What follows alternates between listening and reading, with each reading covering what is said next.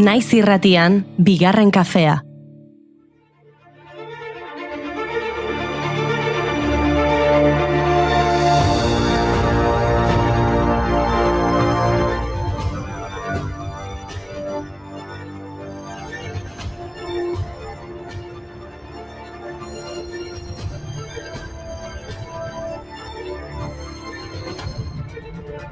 Egunon eta ongi etorri bigarren kafera, horrela konturatu gabe iritsi gara denboraldiko lehenengo asteko azken egunera. Errutinako lehen ostirala, azkar pasa zaigu astea. Gauza asko gertatu dira eta horrek denboraren pertzepzioa astoratzen du, baina hementxe gaude gure 7. aurkezlearekin. Oiana Maritorena Gembe. Ai, iritsi naiz. Esaten dute honena, amaierarako utzi behar dela. Bueno, ez, txantxa da, baina egia esan, pozik nago bigarren kafearen itzulerarekin. Etxean bezala sentitzen naiz badakizu. Nagoen neon zeharkatu nahi dut.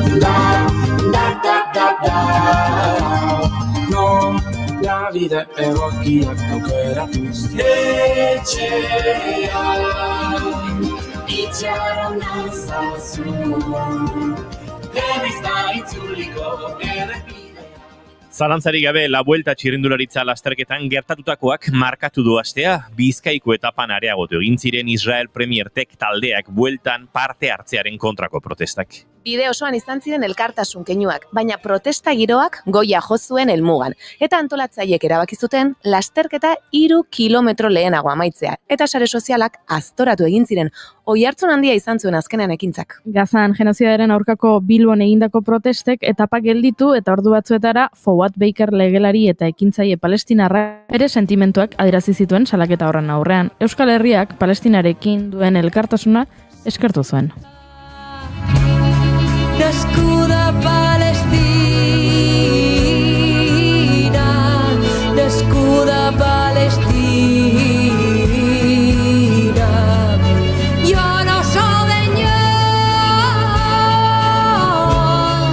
de jo no tinc paisatge,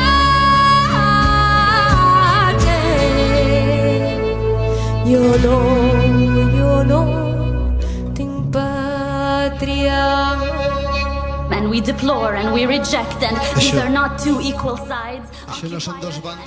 Eta gaur berriro ere Palestina, Israel eta Kirola aipatu behar ditugu. Dena 2023ko urriaren 7 hasi zela uste dutenentzat. Izan ere, gaurko egunez duela 53 urte, Irail Beltza talde armatu palestinarrak Munijeko Olinpiar Jokoetan hainbat atleta hil zituen. Talde armatuaren ekintza sonatuena izan zen 1972 urteko iraiaren 5 Irail Beltza erakundeko laukide hiri olimpikoan sartu ziren, 2 atleta israeldar hil eta beste 9 baitu zituzten. Asmoa zen, Israelek preso zituen 200 palestinarrekin truke egitea. Baitzaileak hotelean babestu ziren baituekin, eta azkenean, Alemaniako hiriburuko aireportu batera joateko baimena eman zieten baitzaileei, baina 2 helikopterotan igota zeudenean, poliziaren operazioan baitu guztiak, 5 baitzaile eta polizia bat hil egin ziren. Eskandalua izugarria izan zen eta Olinpiar Jokoekin jarraitzeko erabakiak haserrea aragotu zuen. Azkenean, Israelek 3 baitzaileak eta taldeko arduradun gehienak hil zituen ondorengo urteetan Jabaren Sumina operazioan.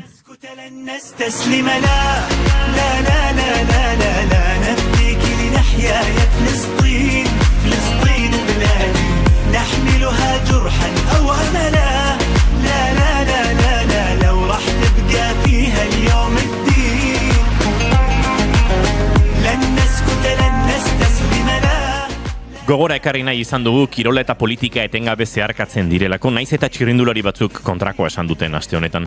Eta horregatik horixe landuko dugu gaurko saioan Aritz Alkubila Tamaiorekin. Efemeridetan topatu ditut hainbat kirolari eta guztietan topatu dut auzi politikoren bat. Has gaitezen. Adibidez, zorionak Ane Miren Martínez de La Hidalgari. Gaur futbolari arabararen urte betetzeguna da eta. 2022ko abenduaren 20an Euskal Herriko selekzioarekin jokatu zuen Txileren aurka eta 3. gola sartu zuen. Euskal selekzioaren aldarrikapena hori ere politikoa da. Gure gureak dira, gure selekzioa da denaren isla da. Euskal selekzioa kirolaren plazara, gure selekzioa txuri gorri eta berde. Euskal selekzioen alde. Beste bat, gaurko egunez hiltzen Rebeka Txeptegi edo beto esan da hil zuten. Ugandako iraupen korrikalari izan zen Txeptegi. 2022ko igoeran eta jaitsieran mendiko lasterketetako munduko txapelduna izan zen. Eta 2011ko udako munduko joko militarretan brontzezko domini irabazi zuen 5.000 metrotan.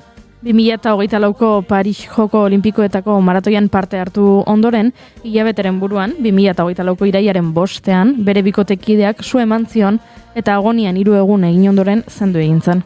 Erailketa matxista baten beste biktime bat. Hori ere, politikoa da. 33 urte besterik ez zituen Rebekak. Hil eta hilabetera, Pariseko alkateak esan zuen, bere izena jarriko diotela kirol eraikin bati. Que fui cantora viviendo sueños que como todas crecí con miedo y aún así. Eta hildo beretik, gaurko egunez jaio zen Tatiana Gutsu gimnasta hoi ukraniarra. 1982an Bartzelonako jokoetan bakarkako txapelduna izan zen eta inoiz ikusi izan den saio zaienetako egin zuelako da ezaguna. Tatiana Gutsuren kiroli bilbidea oso laburra izan zen. Bartzelonako jokoen ondoren ez baitzuen lehiaketa garrantzitsu bakar batean ere parte hartuko. Ukrainako Gimnastika Federazioarekin zituen harreman txarrek eta bizkarreko lesioek Gutsu erretiratu egin zuten. Edo agian beste arrazoiren bat egon zen. Izan ere 2007an Tatiana Gutxuk kontatu zuen, 25 urte atzera, beste gimnasta batek bortxatu egin zuela. Vitali Escherbo, garai hartan gizonezko gimnasta onenetakoa izan omen zen bortxatzailea. Nire bizitza espetxe bilakatu duen monstrua da Escherbo, esan zuen Tatianak. Son miles de historias que están enterradas en algún cajón. Son tantos gritos que no escucha nadie, tantas preguntas tan inevitables. ¿Cómo logramos que cuando haya un beso solo sea uno de esos que no te hacen daño? Que de un abrazo todo el mundo salga ileso, que no esté mal quedarnos solas entre extraños. ¿Cómo hacemos que cualquier mirada siempre esté librada de interpretaciones? Que ni una más deba permanecer callada, que ni una más sufra por dobles intenciones, ni una más, ni una más. Ya no quiero pretender que es normal sentirse así, ya no volveré a ignorar el silencio tras de mí. Ba, esan da bezala, kirola eta politikaren interseksionalitateaz hariko gara Aritz Alkubila eta Maiorekin. Eta nik agenda prestatu dizuete. Badakite asteburu honetan asko zetak taldearen mituaroan egongo zaretela, baina badaude beste hitzordu batzuk ere, Xabi Agirrelopetegi izango da kafe hutsa tarteko lehenengo gonbidatua, aktorea eta txalo konpainiako zuzendaria. Eta Aiora Mujika etorriko da. Denboraldi honetako kolaboratzaile berriak Hego Koreara begira jarriko gaitu gaurkoan. Eta kontutxo gehiago izango ditugu, baina hasiko gara? Hasiko gara ba. Entzuleo kiraiak 5 ditu gaur eta ostirala da. Ongietorri guztioi, bigarren kafera, naiz irratian zarete.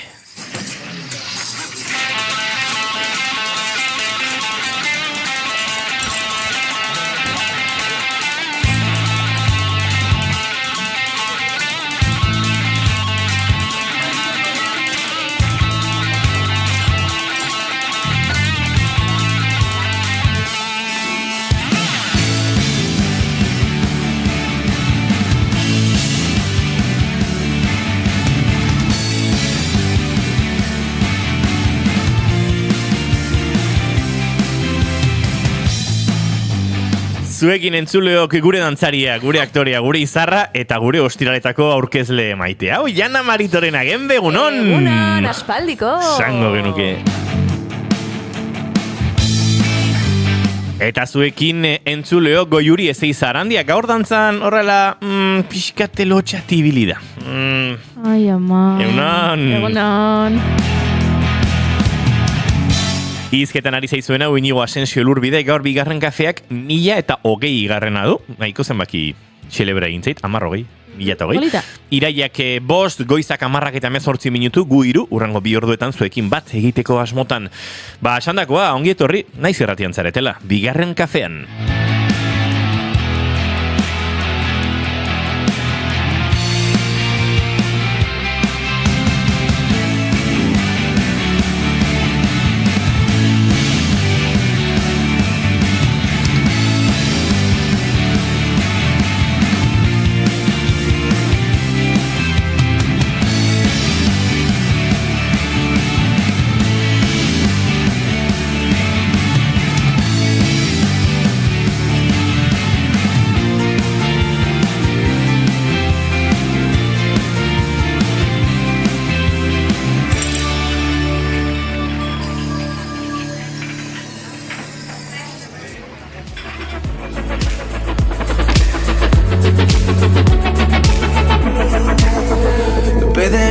Zortziak tamar, uda aste datoan, goiz batean, ametxekin borrokan.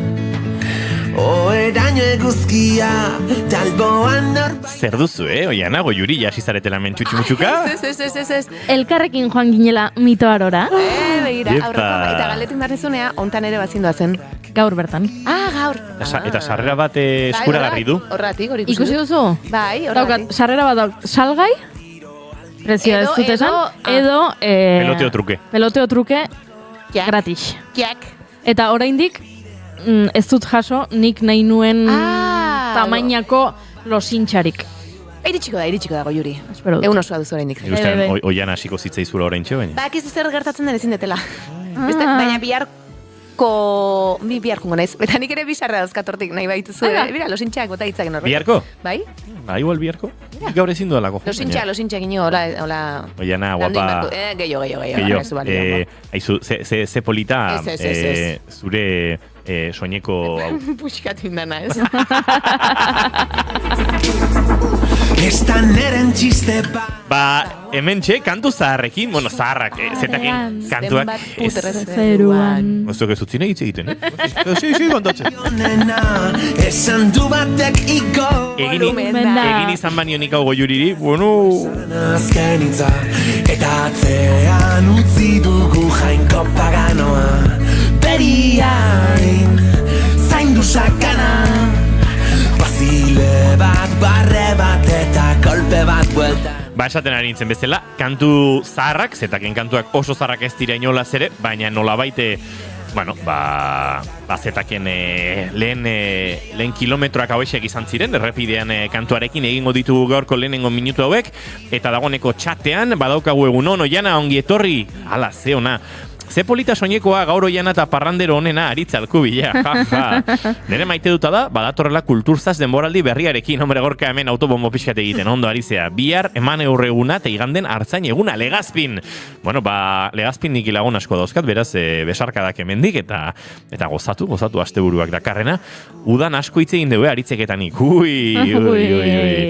Oiana, azaron zatozte antzerki egitera zumarra gara uste dut. Bai. Izenbura esango dugu. Amakekin.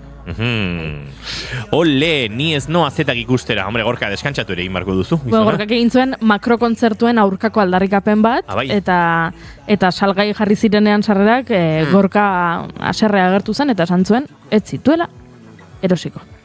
Oso ondo, Gorka. Gero bulegoko azken kontzertu horretarako, Euskaldunarako kontzertu horretarako, ere segituzu ez da, Gorka? Barkatu, baina bulego da Gorka Santestebanen kriptonita. Hori badakigu. Beraz, utziko diogu. Zure lagun batek dio, 3 kontra esanik ez badago. Dogma dela. Dogma dela, ez dela iritzia. Ez dela ideologia, dogma dela. 3 kontra esan, Gorkarena, bat bulegoa. Ba, entzuleo, goizeko 10:22 minutu ditugun honetan, maite duten tartearekin abiatuko dugu gaurkoa. Nola nabaritzen den ostirala dela, Oiuri? Nao, bizi, lo ere onde egin dut gaur, lo sakona, luzea. Bai, iritsi nahi zona eta Goiuriri hola dozen ardi da txiste txarra egin dizkiot. Bai. Bera hasi da, txiste txarren nolabait, bueno, lehiaketari asera ematen, eta nik lekuko hartu diot. Oso ondo. Ateak zabaldu ditut eta inigo korrika sartu. Bueno. Zezen, hola, torrilla da digatatzen bezala. Oiana, zure maite dutarekin abiatuko dugu gorkoa? Prestatu alduzu? Ba, ez. Bueno, baino, egia da, onartu barrizu eta hasiera batean, nagi pixka baneukala, gaur goiz esnatu behartzan berriz, bai, baina gero nea iritsi eta dana juntzait. Eta maite duta hoxe da, berriz ere hemen bueltan izatea, ze hilabete asko dira honen aizela, apiriletik, esango nuke, eta berriz ere hemen zuekin izatea placer badela, eta espero dudala disfrutatzea, eta giro politionetan jarraitzea. Ba, aizu. Polita. Peloteo xamarra, baina polita. Polita. Igual gaurko sarrera azkenean nahiko Goiuri. Eta zure maite duta Goiuri zen da? Ba, begira, atzo nintzen antzezlan bat ikustera. Humorezko antzezlan bat zen, eta aitortu behar dizuet, konpainia horrek egiten duen umore mota, ez dela nere umore gustokoena. Baina ara jo nintzen ikustera, eta, bueno, kale ikuskizun bat zen, eta plaza beteta zegoen, eta antxe, auzo zehatz batan izan zen, eta auzotar guztiakan antzerkia ikusten, eta antzerkia ikusten ari nintzela, batzuetan antzeslana ikusten egon baino aritu nintzen jendearen erreakzioak eta jendearen aurpegia ikusten. Eta ikusi nuen jendeak barre asko egiten zuela. Eta egia da publikoan gehiena, adin batetik aurrerako jendea zela, auzo horretan ere, gehienak adin batetik aurrekoak direlako, eta barrez lehertzen ari zirela. Eta ikusi nituen eta pentsatu nuen, bida, ze ederra hau ere, hau ez da niri gustatzen zaidan umore mota, baina hemen daukat nire eskuinean eserita 80 urteko emakume bat barrez lehertzen ari dena, eta ez dakit emakume honek bere egunerokotasunean zenbat barre egingo duen, baina orain barrez lehertzen ari da, eta ezkerrean daukat 75 urteko gizon bat ere barrez lehertzen ari dena, eta aurpegia estaltzen ari dena, badezpada ere berari galderak ez egiteko aktoreak, ez? Eta pentsatu nuen, hau ere disfrutatzeko modua da. Agian nik antzeslana ez nuke berriro ikusiko, nere umore mota ez delako, ez antzeslana txarra zelako, ez kontrakoan, ikuste dut ondo egituratuta zegoela, baina etzen nere umore mota, baina ondoan ikusita zenbat disfrutatzen zuen jendeak, pentsatu nuen, begira, merezi du honengatik eta gustatzen zait pentsatzea badagoela antzeslan bat pertsona bakoitzarentzat. Aste honetan egon da polemika handia Maria Pombo influencer espainiarrak esan duelako, ez dituela liburuak irakurtzen zergatik egiten duzu barre. Gaur goizen erakutsi da zuelako komentario iruzkin horitako bat, eta pentsatut, izan dela igual ostiraleko gozerik onena. Baina segi bai. Kontua da, Maria Pombo dela influencer Madrid dalt bat, 3 milioitik gora jarraitzaile dauzka, agian Espainiar estatuko influencer jarraituena izango da ziurrenik, eta berak aipatu zuen berari, ez zaiola gustatzen irakurtzea, eta liburuak irakurtzen dituzen pertsonak ez direla irakurtzen ez dutenak baino hobeak. Eta, gero sakondu zuen aldarrikapenean esan ez zaiola gustatzen eta kitxo, eta orduan etxean, baduela horrela liburutegin moduko bat, baino, daukara, lanparaz josita edo argazkiz josita, eta ez, libururik ez dagoela, ez zaio gustatzen irakurtzea, eta orduan aldarrikapena egin zuen. Eta jende askok esan dio, Maria, hori da ez duzulako topatu zure liburua. Ze liburu bat dago pertsona bakoitzarentzat. Eta gehiago, baino gehiago daude, baina ziur naiz, bagian beti esan dizute irakurtzeko eleberria edo irakurtzeko ez dakit Espainiako literaturaren klasiko handiak eta ez zaizkizu gustatu, baina agian gustatzen zaizu poesia irakurtza, edo agian gustatzen zaizu antzerkia baita irakurtza edo dena delakoa, eta gustatu zait askok, jende askok egin duela azpimarra horretan, ez? Ez zaizu gustatzen irakurtzea zuzulako zure liburua topatu, eta atzo antzerkia ikusten ari nintzen, pentsatzen nuen, hau ez da niretzako antzerkia, baina bada beste pertsona batzuentzako, eta badago antzeslan bat pertsona bakoitzarentzat.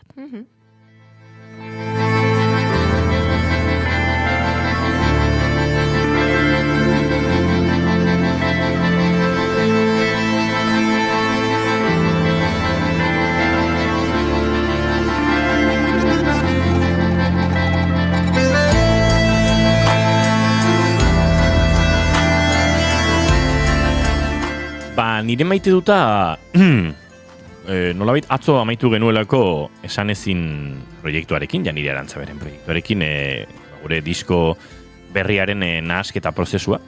Iñaki Jarena, ingeniari naparrak Aberin estudiotan egin du nahasketa, Meka estudiotan oihartzunen grabatu dugu diskoa. Eta egia esan oso prozesu polita izan da, igual iniz baino gehiago murgildu garelako ekoizpenean Janire eta biok, lanketa prozesu luze xamarra izan delako, gora bera desente izan dituen grabazio izan delako, denetatik ikasten da, eta honek izan ditu bere gora berak, baina iritsi gara, nolabait itxasertzera, eta atzo diskaren azken ikutuak egin genituen nasketa prozesu horretan, eta datorren astean ez, baino aste bitan lehen bigarren single bat, maiatzen aurreratu genuelako kanturik ez bada, aterako da, urrirako diskoa, eta, basiko gara orkesten, eta bar. Eta bai, sentsazio polita sortzen dit, nolabait diskoa bukatu izanak, eta diskoaren prozesu hori orain atzera begira jarri eta gozatzeak, orain geratzen zaigu gozatzeko disko hori elkar banatzea, eta noski, asteburu honetan bideokliparen grabazioan ere murgilduta izango gara, eta baina batez ere hori diskoa bukatu izanak eta diskoaren prozesu guzti horrek ematen ditola oso hau zapore gozoa, eta hori xedan ere maite duta. Eta bide batez hemen meloitxo bate zabaldu eta itxi egingo dut, ez dute eztabaidan hasi nahi, baina esan ezin izan da Spotify-tik irten den azken euskal taldeetako bat. Beste bat talde ere proiektu edo prozesu horretan gara, nik postal kolekzionistekin ere gauza bere egiteko asmoa dut, badakite hainbat artistek nolabait hori ere adirazi dutela, orainik ez ditut irteten ikusi, baina egia da prozesua norberak segun eta nola egin duen Spotifyra musika igotzeko, handikentzeko ere prozesua desberdina dela, baina ari da hori gertatzen, eta egia esan, nik nire izenean ez dut hitz egingo, baina bai bestenean, eta kasu honetan Janire Arantzaberen izenean, Janire Arantzaberi buruz, ausarta iruditzen zait, 10.000 entzule hilabetean bilatu dituzunean plataforma batean, eta horrek sortzen duen pixkate droga konsumo sentsazio horrekin, ez jakiteak hor badagoela norbait abestien bestaldean, erabaki hori hartzeak badakizulako Spotify ari dela gazako sarraski eta genozidio hori finantzatzen, beharrezko bezain ausart iruditzen zait, eta azpimarratu nahi nuen, eta hemendik txalo bat hori egiten ari diren talde eta proiektuei, eta deialdi bat, oraindik zalantzan zaudeten untzat, uste dudalako duintasunaren bideak Bilboko etapa etetea suposatzen duen bezalaxe gure musikarekin bombak jaurtitzea ezin duelako ekarri.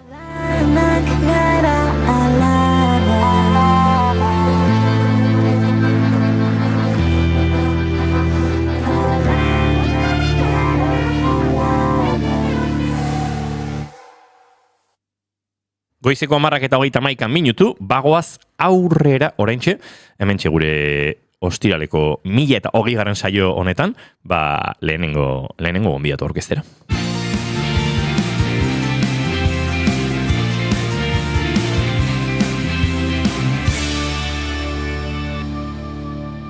Bigarrenak ez direlako beti okerragoak, bigarren kafea.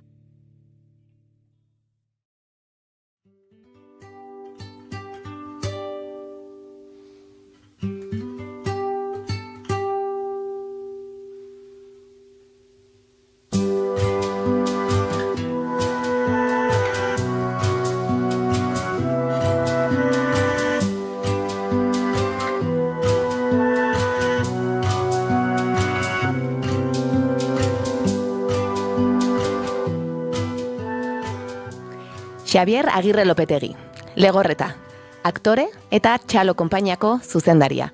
Oso txikitatik sortu zitzaion antzerkian aritzeko gogoa, eskolan ezagutu eta oso gustura aritzen zen bertan. Garai hartako oroitzapen onak ditu, eta bere burua saltxerotzat izanik, eta baita kuadrilla ere, lehen taldea elkarrekin sortu zuten, eta horrela herriko festetan, 79an showak egiten hasi ziren, xurrut show deitzen omen zieten, eta antzokia leporaino betetzen zuten. Dardara sentiarazten aldidan, aluzinazioi eskorrian. Amari, aktore izan aizuela esan zion, eta gogoan duaren erantzuna. Ondo? Eta nondi biziko zara orain?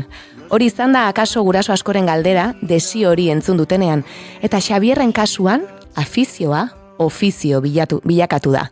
Koua amaituta, Bartzelonako Institut del Teatron ikastea erabaki zuen, baina bertan irailean astekoa zenean, Eusko Jaurlaritzak hemen eskola sortuko zuela jakinarazi zuen.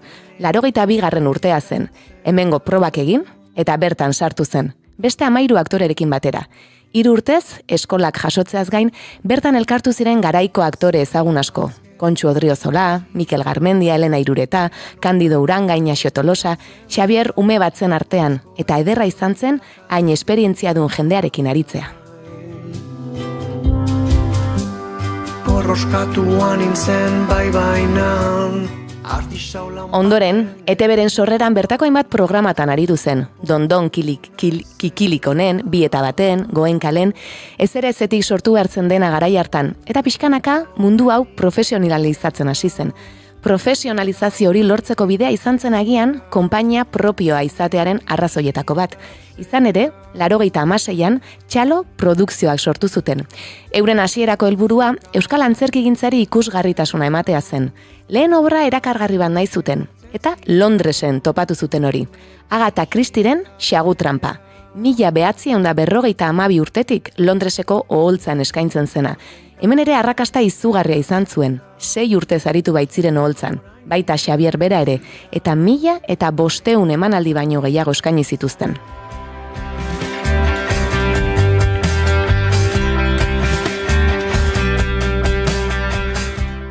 Ordutik, luzea da urte hauetan guztietan oholtzetara eraman duten obren zerrenda. Losers, Rita, Zoazpake Santuan, Tratanteak, Desmontando a Seneka, Vaginaren bakarrizketak, Mokozorrotza, Lehendakari Gaia, Almazenean, Amak, Oskarra Oskarrentzat, Escape Room, Artea, Trajea urtarrian bertan estreinatuko dutena.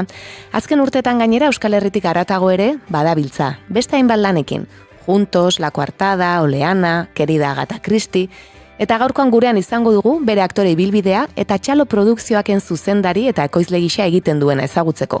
Ongi etorri bigarren kafeko kafe utxera, Xabier Agirre Lopetegi. Astel denon esan barrunik, egunon eta ongi etorri.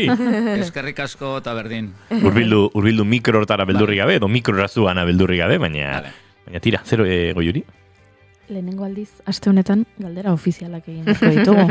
Nik galdera nuen buruan, baina esan duen gero komentatuko dut Goiurirekin. Ze aurten galdera ofizialak alde batera genuzkan. Oiana iritsi den arte. Eta gogorarazi dizu? Bai. Benetan? Bai. Etzinean konturatu orain arte, Enaiz konturatu, aste honetan galderak kutxa batean sartuta egon direla. Bueno, Baditugu, Xabier, joan den denboraldi hasieratik hemendik pasatzen zareten gonbidatu guzti egiten dizkiegun bi galdera. Vale. Denentzat berdinak dira, bietatik bat aukeratu behar duzue, edo biak aukera ditzakezue, eta ez daukate zuen jardunarekin zer ikusirik. Goiurik egingo izkizuz. Galderak onakoak dira. Bai. Lehenengoa. Etorriko balitz orain zinema zuzendari bat, eta esango balizu. Zure bizitzari buruzko pelikula egingo dut, baina pelikulan ezin dugu kontatu jaio zinenetik orain artekoa. Pelikulak kontatuko du soilik zure bizitzako etapa zehatz bat. Galdera da, ea zein etapa, aukeratuko zenuken, gero, pelikula batean ikusteko. Hori da lehenengo galdera, eta bigarrena da, ega nola irudikatzen duzun, edo nola gustatuko litzaizuken behintzat izatea zure hileta. Ostras. Lehenengoa. Beto, ez? Tira, orduan, ze... Begira, hola, batean pentsatuta, nik aukeratuko nuke umetan bizi izan duna, porque garai hartan, pues, zorionez, etzeon sare sozialik, etzeon ordenagailurik, etzeon internetik eta ezer, eta nik oroitzapena dauzkat, egun guzia kalean, ginela, ikasketak ere asko etzizaizkean interesatzen, beti jolasa buruan eta kalea. Eta orduan, denetik bizi izan du gendun, eta dena oroitzapen gozoak lagun artean eta herrian, eta hori, ezin ahaztu. Ze ederra. Aizu, pentsa, nik normalen ez galdera hauetan asko sartzen, baina zinema zuzendari baino dokumentalgile sentitzen naizen neurrian, 82. urtera joko nuke, eta Oianak sarreran aipatu duen momentu ura berreskuratuko nuke. Bai, Jaurlaritzak hemen eskola sortu, aipatu dituzu hor Kontxo Odriozola, Mikel Garmendia, Elena Irureta, Kandido Urangain, Naxio Tolosa, ez? Osea, zen momentu, nik enuen honen berri, Oiana, oraintxe jakin dut, hau horrela izan zela, enekien eskola sortu zela momentu hortan, eta ze jende bildu zineten bertan, baina uste dut, ez dakit inoiz hau ekarri den pantailara, dokumentalizatu den, baina uste dut oso momentu mugarrizkoa dela euskal aktore gintzan, ez? Bai, baina ez dut uste inoiz ezer egindanik, baina gure artean, adibidez, Elena Irureta urare bera ondo saltxera da, eta baditu oroitzapen asko, elkarrekin bizi izandakoak, eta orduan beti gure artean, bai badagolako saltxa, ez? Baina ura azkenean erabakiak hartu behar dituzu, oraindik zure burua ondo ezautzen ez dezun garaian, baita ere, ez da duda asko sortze zaizkizu, ni zein behar den ere, ze ikasi behar dut, eta ez dakizut, bagenuken, banuen bintzat, barruan xarma bat, antzerkia egiteko. Ikastolatik eta beti umetan bizi izan du genolako, eta lehen Oianak esan duen bezala, herrian ere, pixkategu lagun artean egiten genolako, eta hori. Eta orduan, han apuntatu ginean, aurrena Bartzelonan, eta gero hemen Eusko Jaurlaritzan, eta lehenengo promozio hortan sartu ginean, eta izan zen gu, umea ginean, bai Inaxio, eta bai besten bat, eta beste guztiak zian, dituguak, eta antzerkia egite zuten, ez profesionalki, baino bai beste amateur moduan, eta bueno, esperientzia izan zen, zoragarria. Bai. Ona. Nik uste hor daukazula dokumentala zukiteko, Benetan pentsatu dut, Bai, benetan pentsatzen ari nintzen, oso interesgarri iruditzen zait. Eta, bai. Bueno, esango nuke, 14 hoietatik, ia denok jarraitu genuela antzerkia egiten. Ze ez da erreza, orduan antzerki profesionalik etzeon. Eta hasierako ezian, eta nik uste dut 14 hoiek jarraitu genuela, eta gaur egunean bizik gaudenok behintzat gehienok jarraitzen dugula baita ere. Hori samarron, batzuk zoritxarrez ez daude dagoeneko gurekin, zoritxarrez adina ere batzuen kasuan, desentekoa zen horregatik erean belaunaldi ezberdinak eintzen duten bat, eta bat ziren ez, dagoeneko heldu zirenak, gazte zirenak, eta oso gaztetxo zinetenak, ez, denak nasu zineten bertan. Bai, kontxuk eta horiek, nik uste gaztei juntzala baita ere, Bai. Mikel ere bai, Arantxa pixkat urte gehiago zitun, baina gaindik gazteik eta talentu askokin, eta bizitzeko gogo askokin. Haren nintzen pentsatzen, ez? Aipatu dituzun guzti horiek nire haurtzaroko erreferenteak edo izan direla, eta ze politia denez, orain entzutia. Eta nik galdetu nahi nizun, txikitakoa pixkat aipatu duzu, gero erabaki hartu zenunean, eta amari esan zenionean, eta berak hori erantzun omentzizun, ez dakit ala den? Bai, ala da. Eta zuk ala ere erabaki zenuen jarraitzea, eta begira, orain arte, horretan diarduzu? Bai, bueno. Nire ama esan behar dut, bereziki, gaina hemen bertakoa zen, Tolosa ingurukoa, belauntzakoa, eta oso umoretsua zen, oso langilea, baina oso jende artekoa, eta nik uste dut beragandik datorkiala pixkat saltsa. Orduan, karo, etxean bagenuken zerreri bat, eta bertan lan aitzegen genduen, bintzat esku bat botatzen genduen, eta amari esanionean, nire ikasketa bukatu ondoren, antzerkia ikastea joan behar nula, oso ondo irutzen zait. Eta nundi bizi behar zu. Holaxe botazean, eta egia esan, gero, hasi ginen mundu izkutu edo zail hontan, porque orduan dena ibilbidea asteko zeon, ez?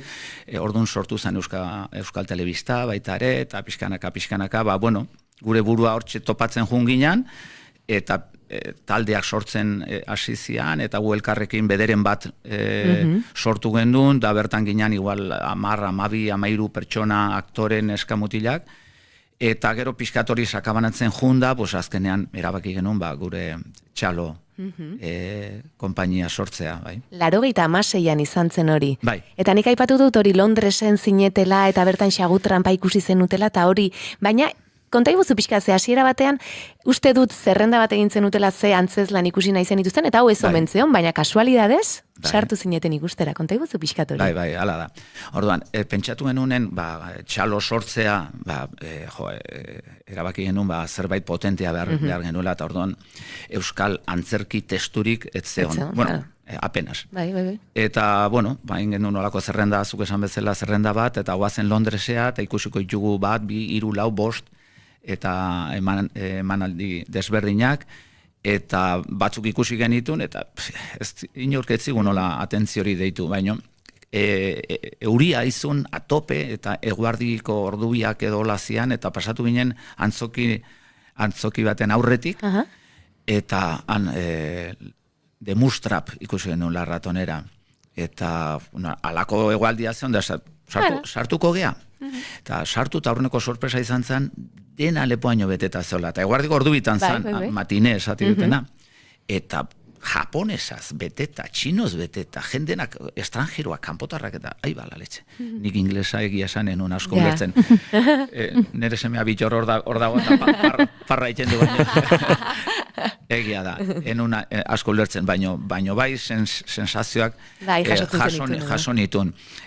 Maribi laguntzen zian eta Maribi ulertzen zuen. Baino jaso nitun, ze ikusten un jendeak nola intrigazko testua dan, suspensea eta bizizula, komediakin kriston parrak itxezitula, eta azken bukaerar arte, inorketzekile zein zan hiltzailea eta barta esan. Ostras, bukatu eta bion artean zeitun esan genuen. Eta hau? Bai, arazo bat bakarra zaukan, 8 aktore ziala. Karo, asko. Eta horri produzia potentea, eta hori, eta, etorri ginean Euskal Herrira, eta Euskal Herrien seitun deitu gendun esgaera, aber nola zauden eskubideak eta horrela, eta eskura zauden, eta alaxe hasi ginen gure ibilbidea, bai. Eta aipatu duzu, ikusi zen dituzten beste obra batzuk, ez zizuetela hola ezer deigarria edo eskaini, zer behar du obra batek zuk esateko? Hau egin nahi dut nire konpainiarekin. A ber, dena oso pertsonala da, baina eta nik uste dut bakuitzak egiten ditula o aurkezten ditula, berari dijoazkion testuak, eta nire kasuan nik beti umore aldetik gehiago jotzen dut, baina umore aldetik gauzak esaten, beti antzerkia pixke hori da, baita ez.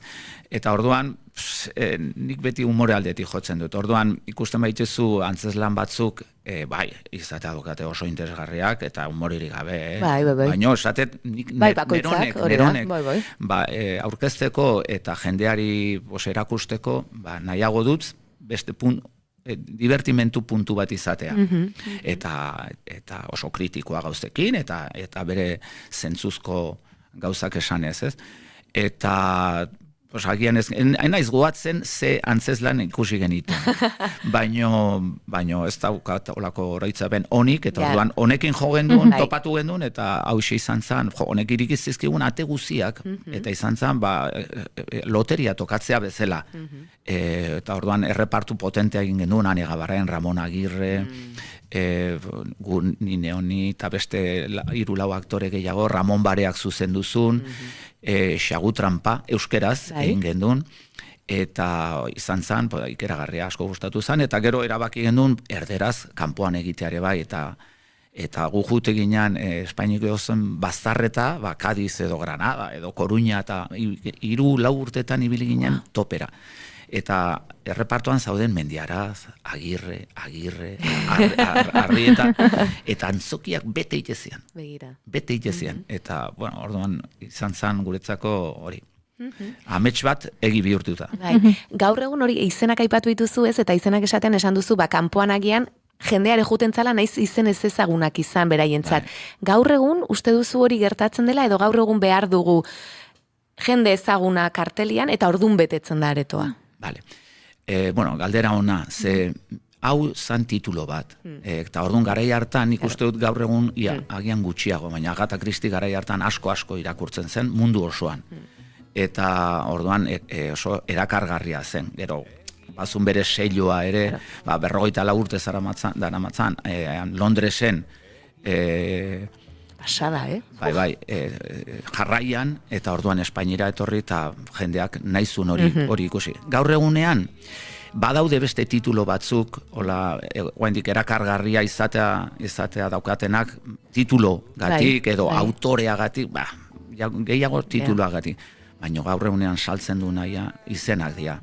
Eta jende guztiak ikuste ditu seriak, pelikulak, eta abar, eta gero horiek nahi ditu holtzan ikusi. Eta orduan, guk beti apustu hori ere egin dugu, txalotik, beti izan ditugu, bai Espainia mailan inditugun ekoizpenetan da horrela, izenak gero saltzen lagungarri izateko.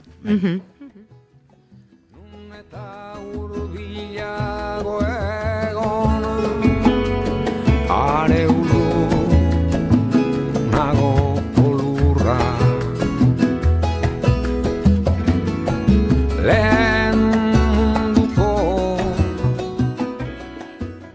Duela urte batzuk artea lana eskaini zenuten, eta berriz ere berreskuratu duzu, garai hartan Donostia Antzerkisariare jaso zuen, ez dakit noiz bai pentsatu duzuen Xagu Trampa ere berreskuratzea? Bai, pentsatu dut, eta gaina egin nahi dut, eta urte gutxi barru, osea, ez dakit datorn urte izatea daukan, eskubidak oraindik gu dauzkagu, eta orduan, La Ratonera bai aurkezten da, guri eskatzen dizkigute eskubideak, eta guk uzten dizkiegu, eta bai Kanariatan, bai Valentzian, bai Barcelonan, bai Madriden, oraindik egin izan dugu, baita batzuetan gu koproduktore ere izan geha, baina euskeraz egiteko gogo asko daukat.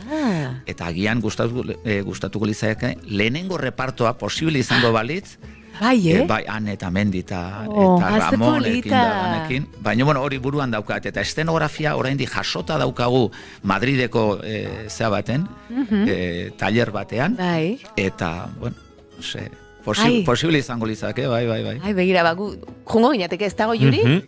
Noski baietz. Ze ona. Baina eskuartean beste 1000 proiektu dituzu momentu honetan, ezta?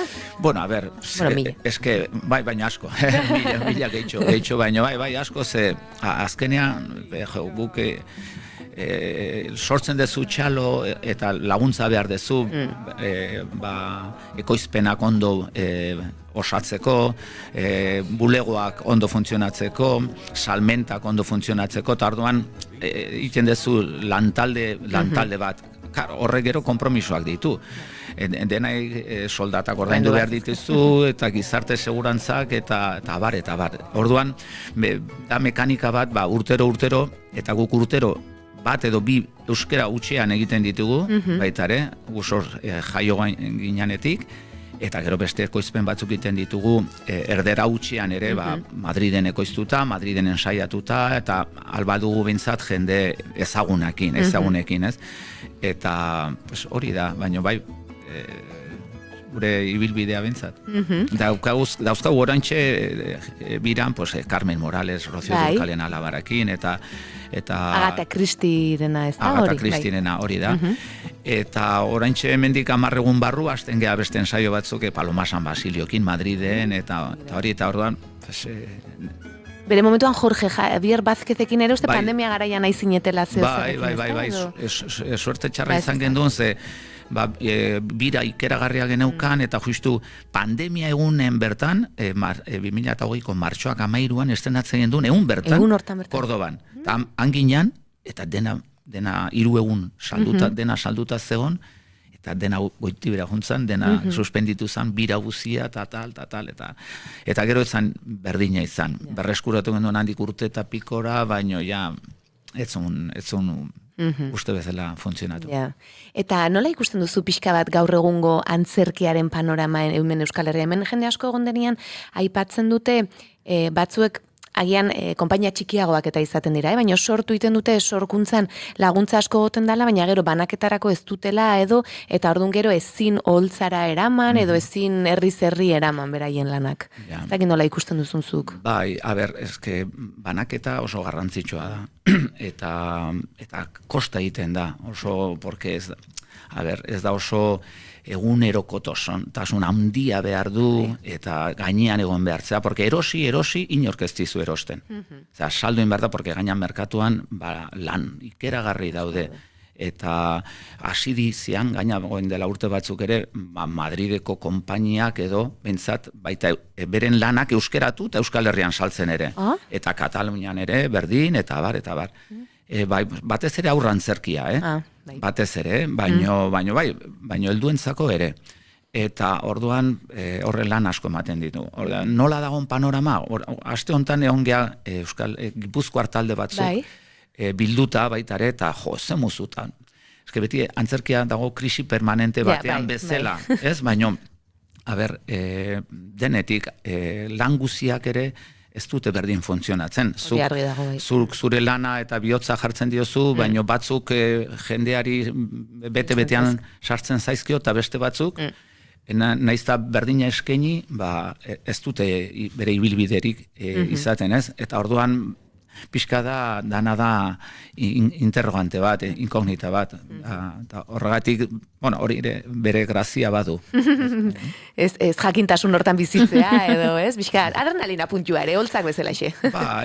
Arrisku handia dauka, eta, baina, hori pixka norberaren arabera, bat hobeto edo okerrago eramaten duguta.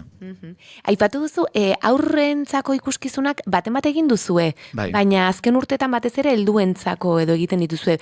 Aurrena pixkat berriz ere hola noiz baita hartzeko asmo edo ideiarik izan duzue edo ez? Baina azken bolara hontan, bigarren plano batean utzita daukagu, baditu esku artean eta buruan beste helduentzat, eta hori horiek ondo egiten bere lanak emate ditu. Eta orduan, ez du esan nahi aurrantzerkia txikiagoa eta Bai. denik, baina guk kanpora mugitzeko eta bestea guk erabakitzen dugu helduentzat egitea. Eta orain egia esan utzita dauzkagu. Baditugu bilan orain dela. Bai, urte askotakoa, baina urte askotakoa, baina orain emanaldi bakarren bat edo besteik ez da izaten. Eta aipatu duzu zuri komedia, baina aldi berean zerbait, ez esaten dizuna edo. Zer egiten duzu ez programatzaileentzat, adibidez badaude feriak eta horrelakoak, aurreko batean programatzaile batekin hizketan aritu nintzen, berria da bere udalean oraintxe, baina aipatzen zidan gero eta diru gutxiago edo aurrekontu gutxiago dutela programatzaile gauzak ikustera juteko. Orduan, ni galdetzen dut, orduan nola erabakitzen duzu, ez gauza bada ikusi gabe nola erabaki. Nola egiten duzu ez zuek lan, adibidez programatzaileekin eta bideoa bidaltzen, ez dakit, nola egiten da hori? Egia da, lehen esan dezun bezala, artea egin genuen 2007an eta orain berreskuratu dugu artea. 18 urte ondoren, oraingo arteak eta aktore berdinak dira, oraingo arteak, ia 1.000 euro gutxiagon saltzen da.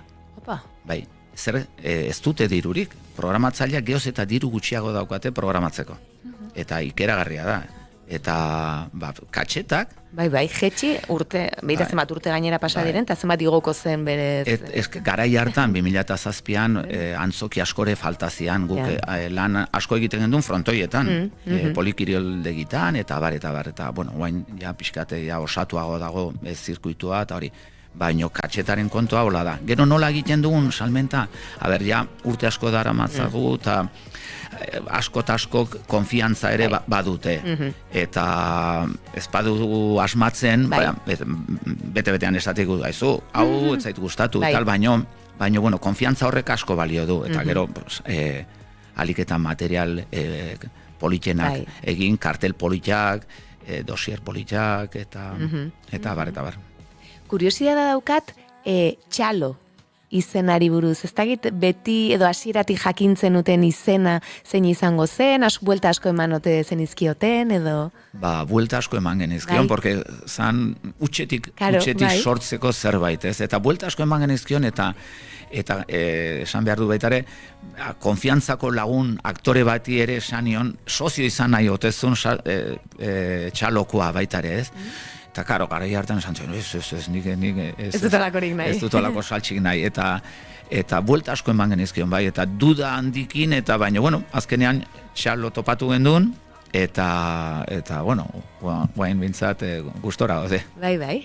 Bota inigo, zer daukate orain txalokoek? Hemen ikus daiteke ez da, jarri dut estrellarren. Bai, hemen ari naiz erakusten, kartelean oraintxe agertzen dira, Escape Room, 20.000 legoa itxaspeko zaborretan, almazenean. Hori aspaldiko garaiko baina, orain bat. Bai. Amak, Oiana Maritorenarekin. Gero agendan esango dut gaur bertan hor dizin daukagu. Artea, ipatu duzu, vaginaren bakarrizketak, Jon Beldurgabea, kanpora sartzen uste dut oraindik emanaldiren bate egingo da oraindik edo? Bai, oraindik garaiz nago ikusteko, markada, markatuko diate, Intzak eta Xabinek, baina, aizu, ez da posible izan orain arte, nortasun agiria, Zuaitz Gurrutxagarekin, Tutun Platz eta Arizona, hementsi ikusten ditugu. Hauesek oraintxe kartelean ikus daitezkenak bai. Hor ikusten dira bai taldeak, ez, aktore 4, 3, eta baita bakarrizketak ere, ez? Bakarrizketak azken aldin gehiago egiten dira seguraski hemen, eta zuek ere hortan sartu zarete. Bueno, bakarrizketen kontua ez dira txaloko ekoizpenak.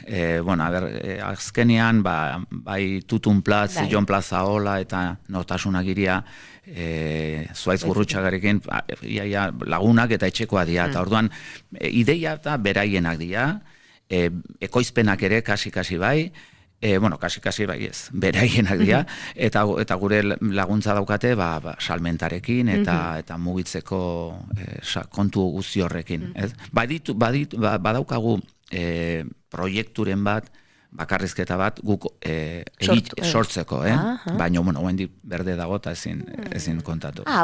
Enteratuko gehan nola bait, ez da? Eta ipatu ditugunez gain, hori urtarrian zeatrajea estrenatuko duzue, Asier Ormaza eta Joseba Paulazarekin, jarraitzen dugu Inigo aipatu dituen hoiekin guztiekin, eta beste proiekturen bat ere baduzue esan daitekena, edo hori ere utziko dugu, aurrerago aipatuko du. Nik agendan aipatzen ditudanak, baina... Bueno, euskeraz egiteko, oendik ez.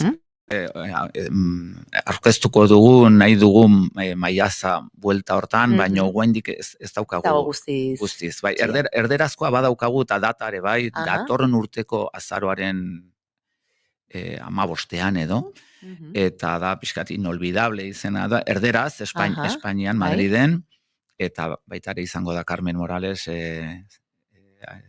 bere amaren omenaldi bat, edo hil zela 20 urte betetzen dia datorren urtean, eta orduan, hortik, baino antzerkia da, baita ere, kanta batzuk izango dira, baino antzerkia Juan Carlos Rubiok idatzita zuzenduko du, urte asko daramatzagu behakin lanean, eta konfiantzakoa da, eta Begira, ze aurrerapenarekin, programatzen eta ja antolatzen 2026ko azaroaren, guk ere badaukago amakekin edo eskeiburumekin ere azaro eta olakoa, baina ze aurrerapenekin egiten den. Bai, eta hombre, eta antzoki importanteak eta esango nizuke, 2027 erdi arte, maiatza ekaina arte, ja, lotuta aukatela.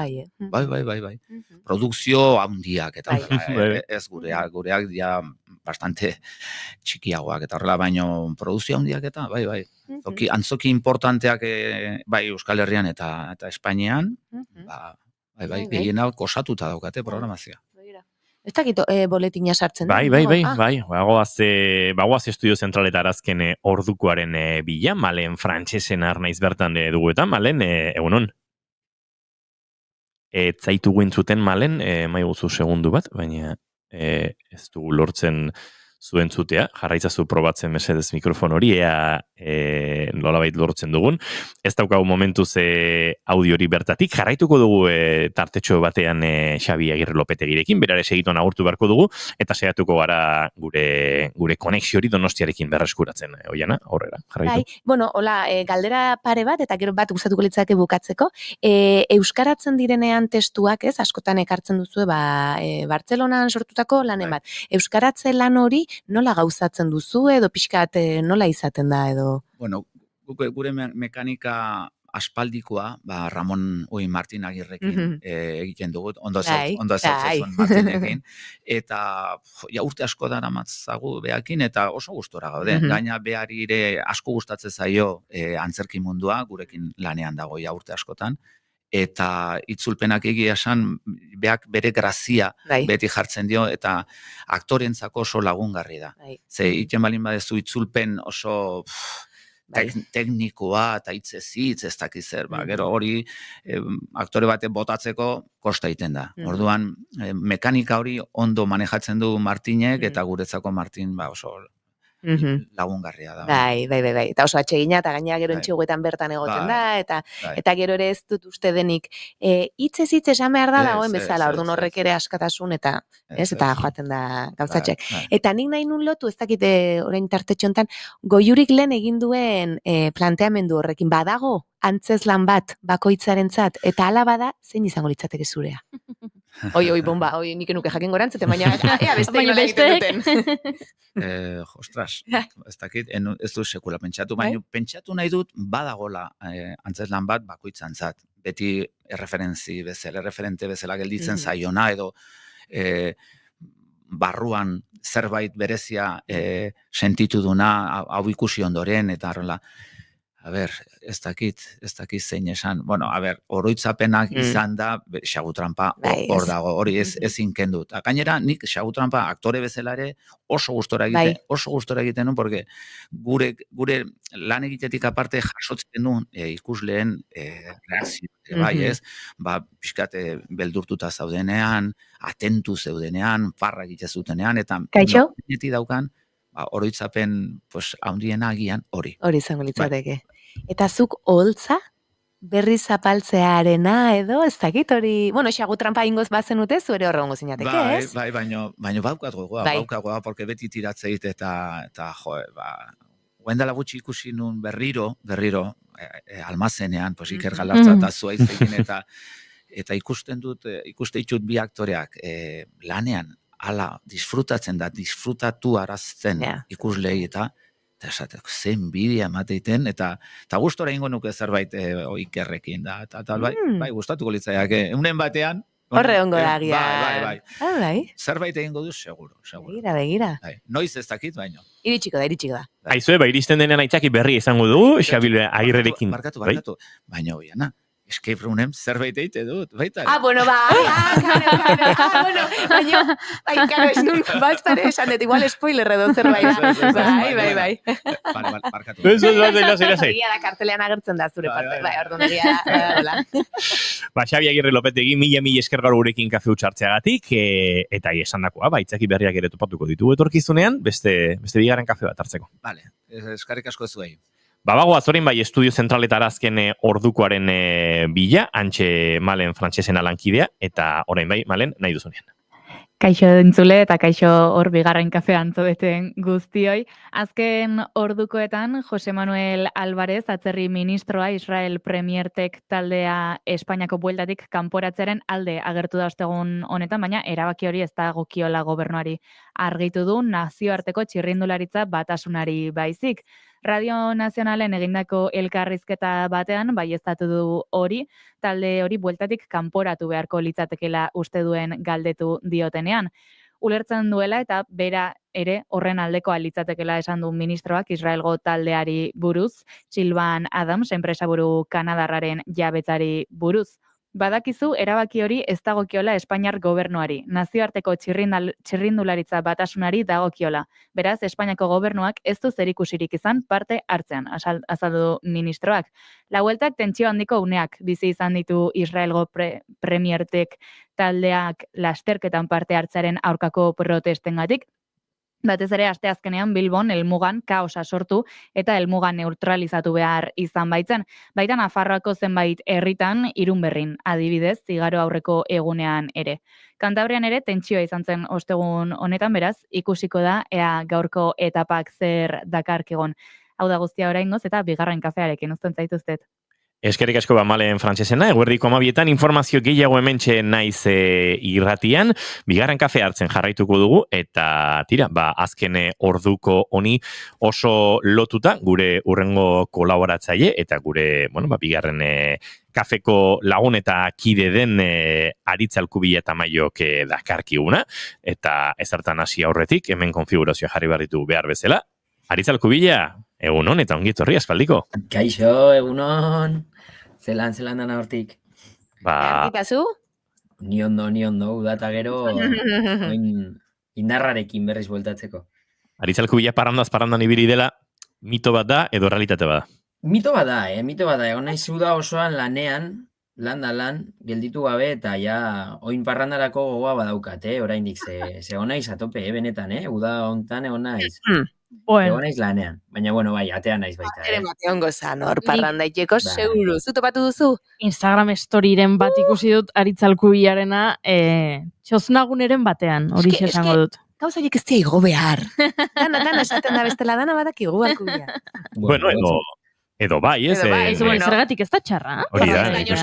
Baina gaurdun gero ez esan ez tetela parranda askoin. Ez que ez du asko egin du tamainan, justukoa. Burrian, bere tokian, ez da egin nola esan, baina bai, uste dut. Proportzioan esain beste. Beharra dagoela. Uda izateko. Alkubila defendatuko dudala gatazka honetan, ze uste dut, ondaritu dela. Alkubilak adina eta indarra dauka parrandan ibiltzeko, ez bestea bezala, hemen inork ez duela parrandarik egiten. Barkatu.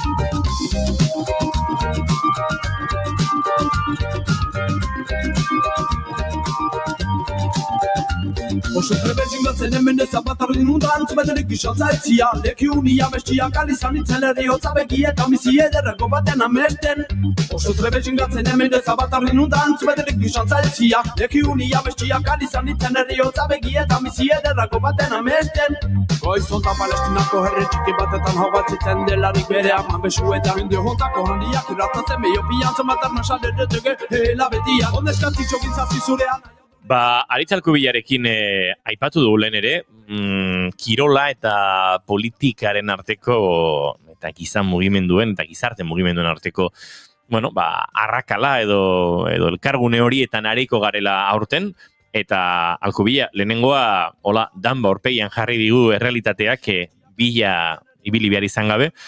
Bilbon zinen, Espainiako bueltako etapa maiera horretan, aurretik, Nafarroatik barrena ere, hainbat zalek eta hainbat aktivistek aldarrikapen horiek egin zituzten, baina nolabait Bilboko etapa hori bihurtu da mugarri eta zeresan handia eman du, pentsa. Oraintxe Espainiako kanpo arazoen ministroak berak esatera arte, nazioarteko ziklismo elkargoaren esku dagoen erabakia dela, baina euren ustez Israel premiertekek elukeela Espainiako bueltan egon behar. Oihartzun handia sortu da, lehengoan Bilbon gertatu zen, esango dugu, manifestazio eta aldarrikapen kate eta sorta horretan, ze kolpe asko izan ziren nolabait gertatu zirenak etzen momentu bakarreko kontua izan. Bai, ala da, azkenean, badakizu, Espainiako bueltak Euskal Herriko errepideak zeharkatu ditu berriro, eta, tropela hemendik igarotzen den bakoitzan, gertatu oiden bezala, itzordua, ez da soilik kirolera mugatu. Zegit, azkenean txirrindulari, taldeen hori kolorei eta zaleen jaigiroari, pankartak, banderak eta elkartasun mezuak eritu zaizkie oraingoan baita, eta, irteeratik helmugaraino Bilboko etapa horretan, ni bertan egon nintzela, oiuak entzun ziren, urtero, mundu osoan milioika ikusleren begirada erakartzen duen lasterketa hau, erakusleio politikoa ere badela gogorarazteko, ez da? Azkenen, ez da gauza berria, txirrindularitza kalean, errepidean eta jendearen erdian gertatzen denez, beti izan da aldarrikapen sozial eta politikoak adierazteko eremu egokia. Eta, adibidez, estadioetan praktikatzen diren beste kiroletan ez bezala, hemen kirolarien eta herritarren arteko harremana azkenean zuzena da. Eta horrek, etapa bakoitza bosgorailu kolektibo moduko bat bihurtzen du, eta non kirola eta protesta mezuak gurutzatzen diren, elkar gurutzatzen diren, eta horregatik, egun hauetan, Palestinaren alde ikusi duguna, tradizio zabalago baten parte da, ezta? Badirudi, orain gertatu dela lehenengo aldiz, Hori, ikusten ari nahi zen txioengatik eta, badirudi ez dagoela, ez dela inoiz gertatu kirol munduan protestarik, eta honek sortu duen arragotxa inbesteko izan da, baina, gero, landuko dugu, eta guneoetan ere landuko dugu, baina hau eginda, historian, eginda beste lekuetan, eta ezagit, Hego Afrikan sekulako garrantzia izan zuen kirolare boikot, nazioarteko boikotak, baina bai, hau tradizio zabalago baten parte da, aditzek esaten zuen bezala. Entzungo dugu Jose Manuel Álvarez, kanpo gaien Espainiako ministroak, honen arira esandakoa.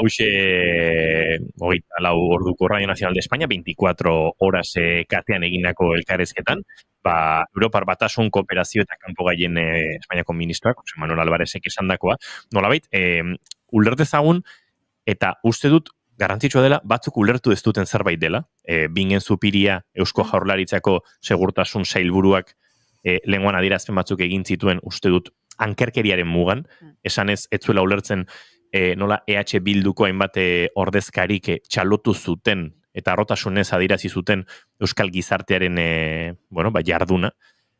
Eta uste dut, benetan ezer ulertzen ari ezten jaurlaritzaz ari garela.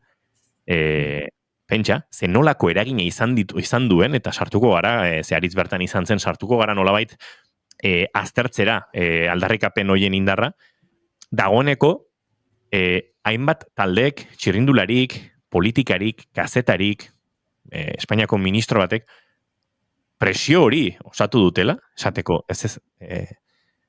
honek kanpoan behar luke, eta ados nago, goiurik egin duen Ñabardur horrekin, eta uste dut denok egin dugula.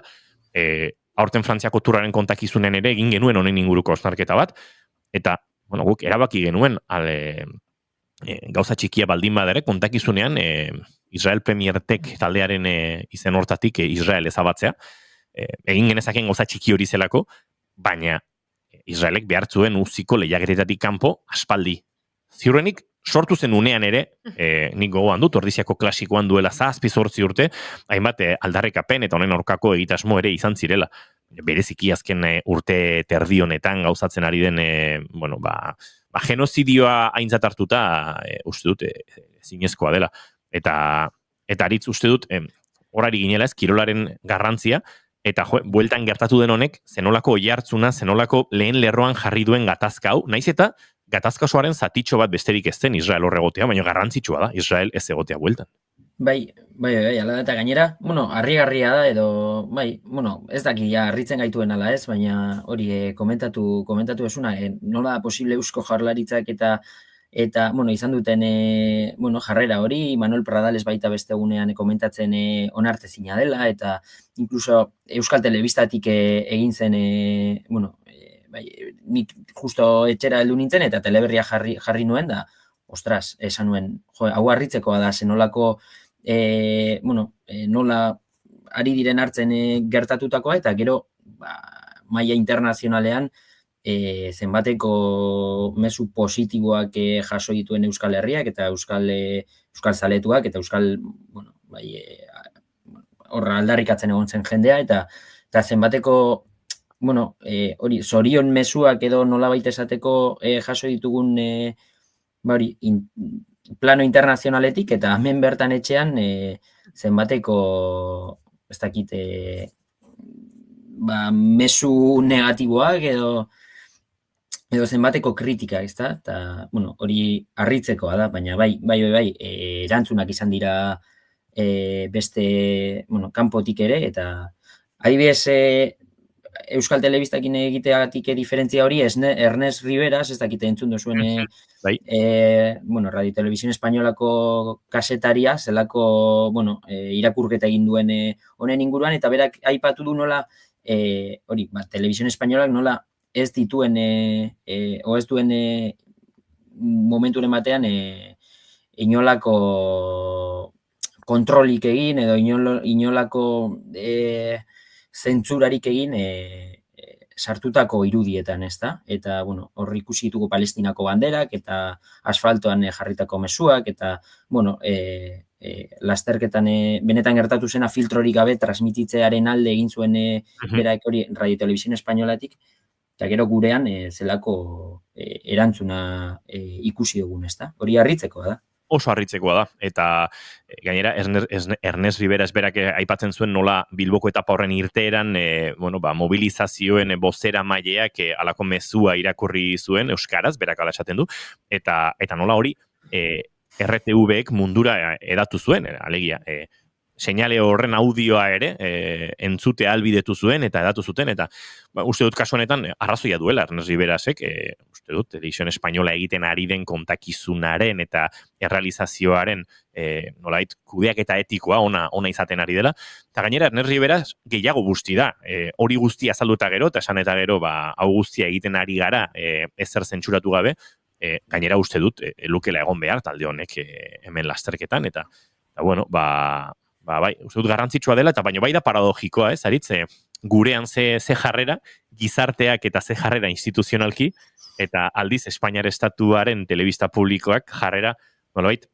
eredugarriagoa, ez dut esango eredugarria denik erabatze, horre, nabardura asko egon litezke noski, baina gehiago, ari nahi saiatzen, ze oraintxe publikatu dute Cycling Up to Date, Twitter profiletik, Israel Premiertek taldea haserre agertu dela Mateo Jorgensen, Bismal Elizabeth taldeko txirrindularia presionatzen ari delako Israel taldea bueltatik alde egiteko.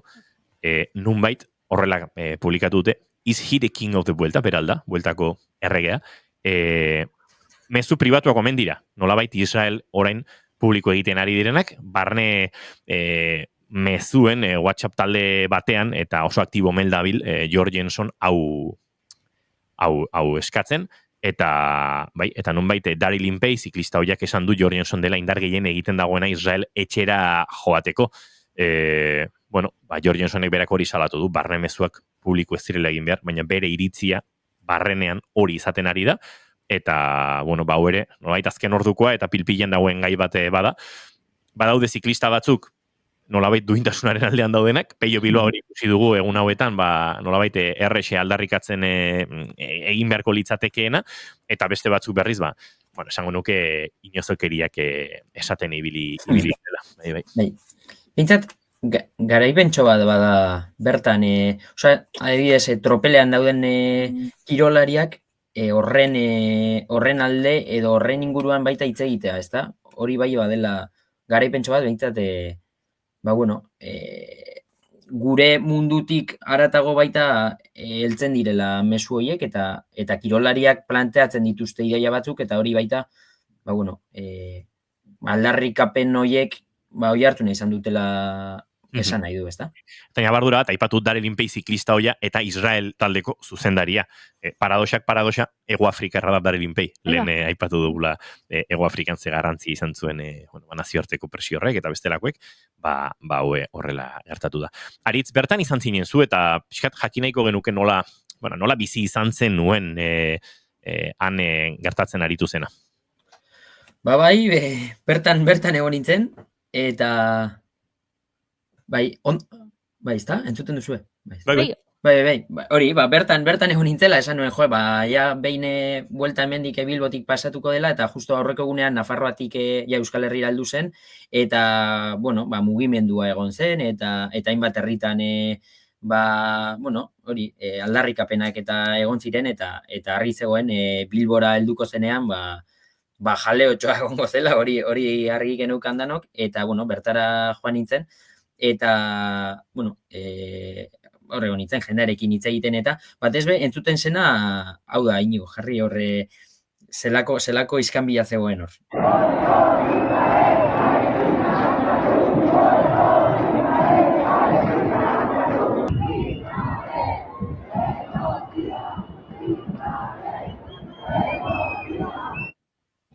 Hori, eta, bertan nengoela, egon nintzen jendearekin hitz egiten, eta, nire, ez dakite, ikuspuntutik, mai gainean egon litezken bi eztabaida bururatzen zitzaizkian niri, eta, lehena agian argitzeko errazena da, eta bigarrena igual ez hainbeste, ezta? Lehenik eta bine egon nintzen hitz egiten, zilegi alden horrelako ekitaldi batean, Israelgo talde baten aurka protesta egitea. Ez, niri ondo irudituten eta protestak egitea, azkenean han egiten ari den sarraskia ez da bat bere bidezkoa eta egin beharko zen protesta gehiago, politikariek eta bertako Europako agintariek eta kontuen hartzeko, hemen ez gaudela horrekin ados. Hombre, uste dugulako Euskal Herriak ezin dugula onartu eskubideen zapalketa hau. Palestina aske izan behar da, eta ezin dugu utzi Israel egiten dagoena egitea eta jende guztia eta herrialde guztiak isilik egotea. Aukera ona ikusten dugu, komunikabideak hemen daudelako, telebista askotan, herrialde askotan ikusiko dalako karrera hau, eta irudi hauek ere. Natorrona, gizatasuna ez dugu galdu behar. Ezke gaur egun dauzen moduen gauzak Israelen, Palestinar guztiak kenduko ez bizitzatik hori ezin da onartu. Eta horretxin, eskubide horre babestu egin behar direlako. Mundu gerrako asunto horrekin bebai duela 100 urte oraindik ez da pasa, eta berriro gauza hauek egiten gizarte honetan eta mende honetan ez dira onargarria, ez? Hemen egotea da Palestinaren aldekoa batez ere, baina beste aldetik bada gure herriaren irudia edo, gure irudiaren pentsamendua, etxean ez geratzeko grina, ni uste dut oso baikorra dela, gure txako bebai.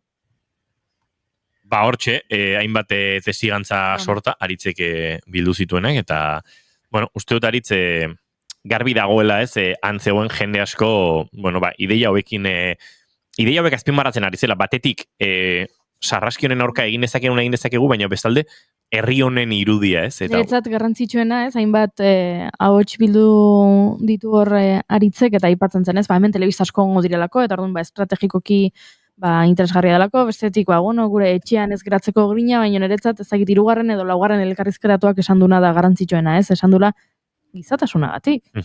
Zergatik nator ona. Ez da sortu nahi dudalako zalaparta, erasotu nahi dudalako txirrendulariak edo erakutsi nahi dudalako telebistan beste. Ez gizatasunagatik, nahikoa delako, onartezina delako gertatzen ari dena. Eta hori da, eske hor dago horren gainean ere egiten dena.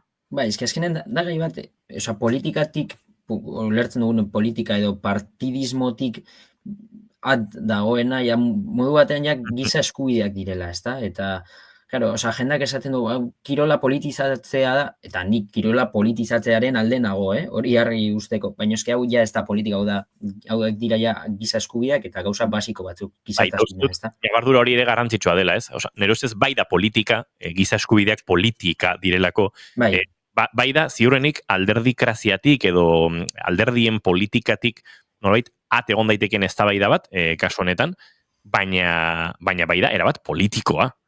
Kirola politikoa da, ikastetxeetako jolastokietan, hasten direnetik futbolean jolasten mutikoak, eta neska geratzen dira iskin batean amaiketakoa jaten, edo beste zerbaitetara jolasten, eta espazioa hartzen dute mutikoek.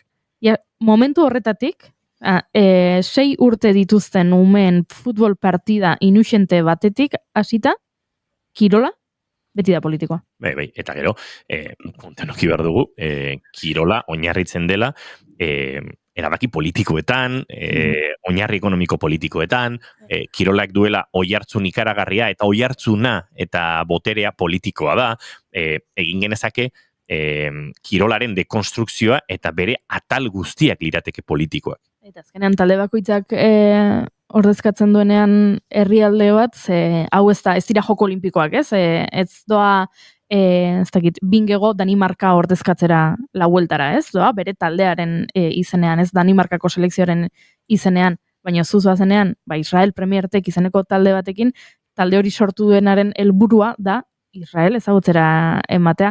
Euskaltel Euskadi izena... Eta talde hori sortu duen pertsona, ari da defendatzen genozidioa Gazan, eta ari da ekonomikoki sustatzen genozidioa Gazan, eta da hori publikoki zuritzen duen pertsona bat, eta taldearen helburua noski hori xe da bai. Euskaltel Euskadi taldearen helburuetako bat zen Euskadi izena mapan jartzea, edo UAE taldea dagoen bezala Arabiar Emirerriak baita saltzeko herrialde bezala, orduan, helburu oso biak daude. Bai, hori argi dago, gainera, kasu honetan, ezin argiago, hori inigo komentatu duena, Silvian Adamsonek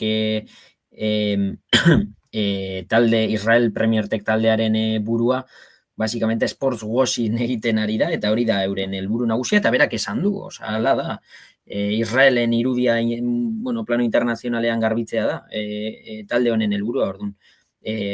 Existitzearen helburu hori da, Israelen irudia garbitzea, orduan hori politika da, ezinbestean politika da.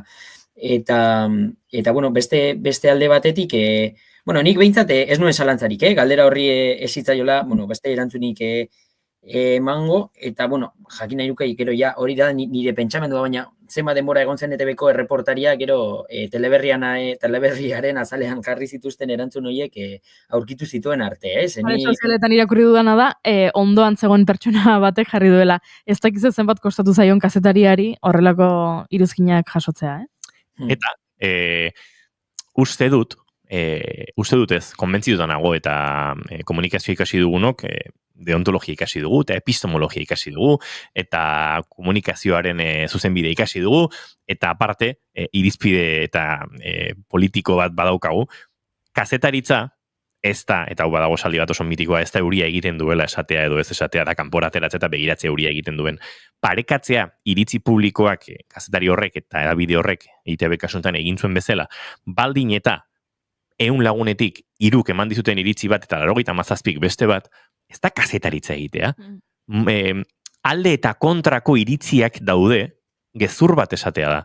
Eta hori bilatzea, denboraz eta patxaraz eta egon arte norbait esango dizun hau eta gero horrekin edizio lan bat egin eta hori bata bestearen aurka jartzea, manipulazio mediatikoa da.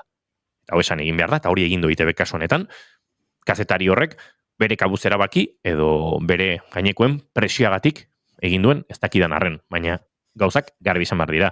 Manipulazioa da bilatzea ustezko oreka bat adierazten duten iritziak. Eta hau, salatu egin behar da, ze uste dut, larria dela. Eta, bueno, pixkate aurrera eginez, lehen aipatu duan bezala, eztabaidaren gakoa igual izan daiteke, ze punturaino, zenbateraino egin behar diren protesta horiek, ezta? Eta, zilegi alda tropela pasatzen den bitartean errepidean sartzea, beharrezko alda lasterketa bat neutralizatzeko puntura iristea. Eta, bueno, hau da nik jaso nuena, eta gero, zuen iritzia baita entzuteko, intentzio daukat. Zilegi ikusten dut mostea, baino era ziur batean. Egia esan, azkenean, bai txirrindularien eta bai gure kalterako izan alda ikusi dan modure, ez? Orain polizia zelan sartu dan eta zelan joditun hemen 3-4 pertsona. Eta ulertzen dut, bagian, lasterketare gelditu behar dela, ze bada motibo nahiko garrantzitsu hori egiteko, baina beti ere ziurtasun bategaz eta inoren kalterako izan barik. Igual mostea ez deritzot ondo, baina egia esan zerbait egin altu eta argi guztiok entzuteko, mundu osoak entzuteko. Guztiaren gainetik, bai, argi ezan behar dugu, ez dugula genozidorik onartuko, eta edo zer gauza egiteko prest gaudela, hau gelditu behar da. Egon gara hemen konbentatzen, agian lastarketan beran ez, baizik eta lokutorio horretan. Hor sartuko nintzateke. Erabideak dauden leku horretan. Sartuko nintzateke hor. Hori da jendea etxoten duena, edo etxeetan ikusten dena. Hori ez dut ondo ikusten, mostea ez. Hemen gauzen moduen aldarrikatzen eta hori ondo dau. Hor mostea lasterketa hori ez dut, pero ondo ikusten. Ez nago justizadoz ni bez, baina egia esan protesta bat egin behar bada ikusteko da, edo ikusgai izateko, eta non egiten da protesta ikusgarriagoa, oran, alde biak dekoraz, ez dakit esaten gauza argi bat. Bueno, hortxe jendearen iritziak. Gureak eskatu dizkiguzu, nik uste dut, lasterketan moztea bai dela zilegi, baldin eta hau egiten den ziklisten nolabaite, integritate fisikoa arriskuan jarri gabe, eta egin daiteke, tropelban moztu daiteke errez, aurretik dijoazen kotxek ikusten dutelako errepidean moztuta dagoela, epaimai burua aurretik doa, bigarren ibilgailu bat aurretik doa, radio buelta informazio ematen duen ibilgailu hori aurretik doa, badago aukera ibilgailuak eteteko eta lasterketa eteteko, bihurgune batean abiaduran pankarta batekin agertu eta ziklista bat lurrera botatzeko arrisku hori nik ekidingo nuke, uste udalako, ziklistei ardura egotzi behartzaiela, bai, eta esan dut, eta ziklismoak ere behar du izan aldarrikapenerako espazio hori, ziklista batek lurreren kontra kolpatu behar izatea, ez, hori ez da gertatu, bide batez, esan beharra dago, hori ez da gertatu, eta ez du gertatu behar nire ustez, baino lastraketa etetea, kasu honetan nik ez ikusten dut. Nik argi daukat, zerk eduki du oi hartzun gehiago, errepide bazterrean jarri den lagun talde hori emakumez jantzita besoetan hildako aurrak edukiko balituzte bezala, ze irudia oso potentea da. Txirrindulariak ondotik pasatzen ari dira eta daude pertsona batzuk beltzez jantzita eta oihal zuriekin besoetan, ez? Argazkia potentea da, baina zerk eduki du oi hartzuna argazki horrek edo Bilboko etapa amaieran gertatutakoak, Bilboko etapa amaieran gertatutakoak, protesta batek ez dizu zor polita izatea. Nik ez diodan bezala inorri zor baliozkoa izateko ederra izatea, ez? Pertsona batek ez dio munduari zor ederra izatea eta horren araberako balioa izatea. Ez, protesta batek ez du polita izan behar.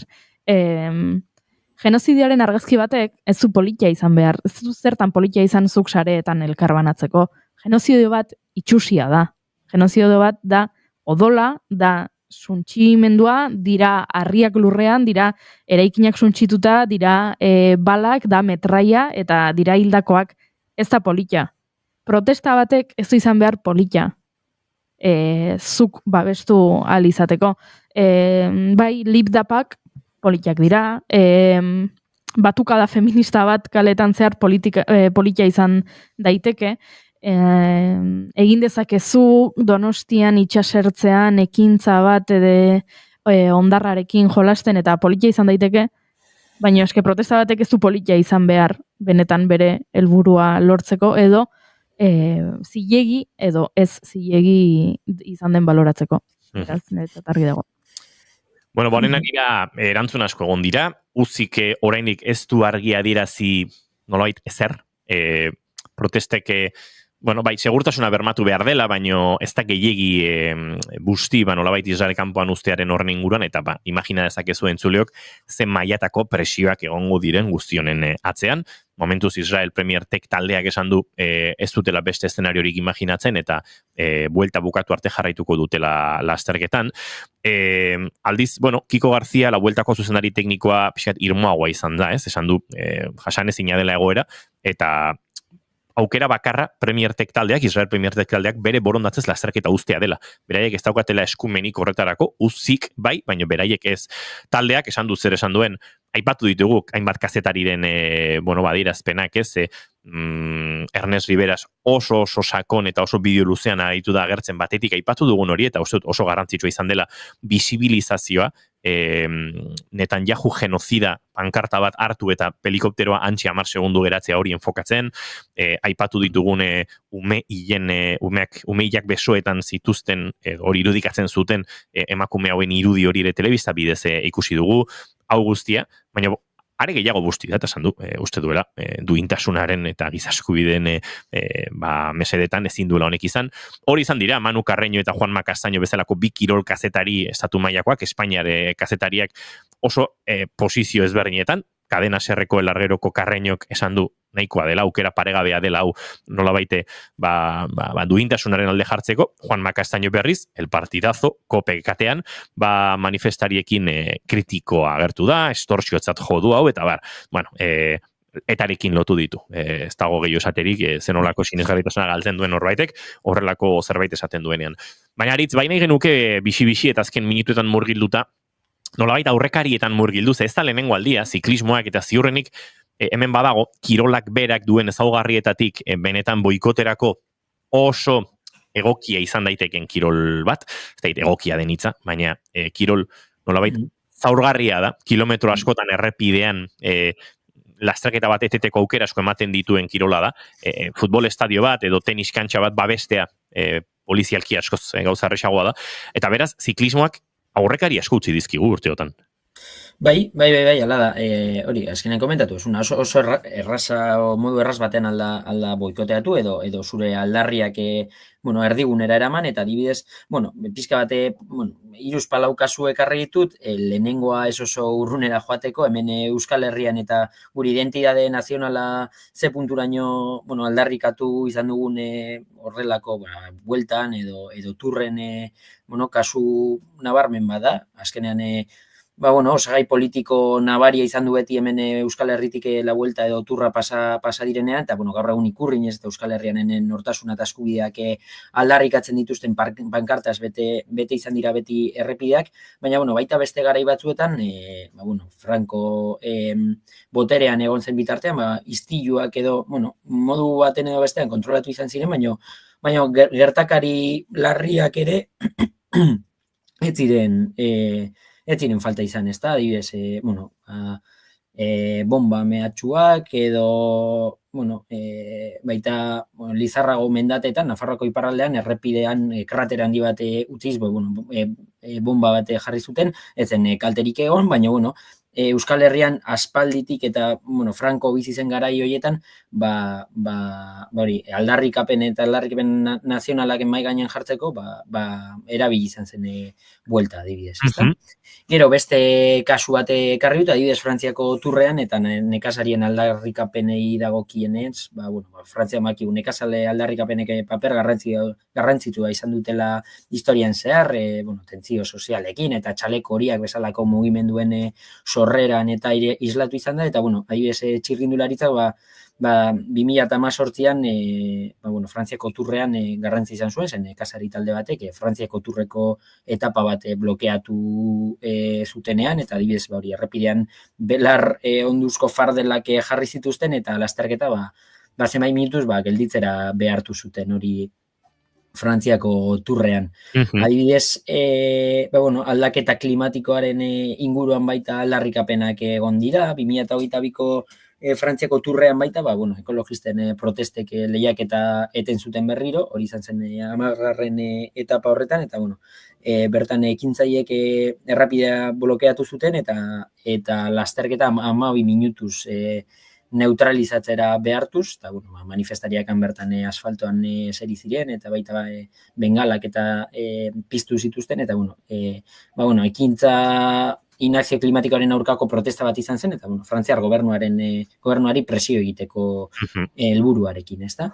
Eta, beste kasu bat, bertan, ezen berez ezer gertatu, baina hori grande partentza hori giroko 2018ko irteeran, Jerusalenetik egin zen, berez Israel bezala irudikatua, edo Israelen izango balitz bezala hori grande partentza hori, irteera hori, eta hau berez, hori, Silvan Adams, Israel, talde... Taldeko managerrak. Hori da, berak antolatu zuen, berak finantzatu zuen, ososorik. Hori da, berak jarri zuen dirua, eta hori, irteera bertatik egiteko, eta Europako hainbat gunetan bertan etzen ezer gertatu, baina, Europako hainbat gunetan, boikot proposamenak egon ziren, eta, ekipo batzuk, hor eukizuten ideia igual ez parte hartzeko, baina, azkenean ezer ezean geratu zen, baina, polemika egon zen, eta aldarrikapenak egiteko aukera izan zen. Eta, baita, ez dute hainbeste prestatu, baina Koiurik komentatu duen, adibidez Hego Afrikan gertatutakoa, eta nola apartheidaren aurka edo, mugimenduak izan ziren txirrindularitza medio, eta kasu asko ditugu hemerotekan, eta historian zehar gertatutakoak, honen, txirrindularitzaz, hori da, joan direnak, eta errepideak erabiliak izan direnak, ez bakarrik kirolariak animatzeko, baizik eta beste aldarrikapen batzuk mahai gainean jartzeko, eta jendeari aurkezteko edo ikustarazteko, ez da? Aritz Alkubilla eta Maio, plazer bat izan da, mila esker, eta aste pare batean, jarraituko du kirola eta politika uztartzen. Hori da, mila esker, zuei.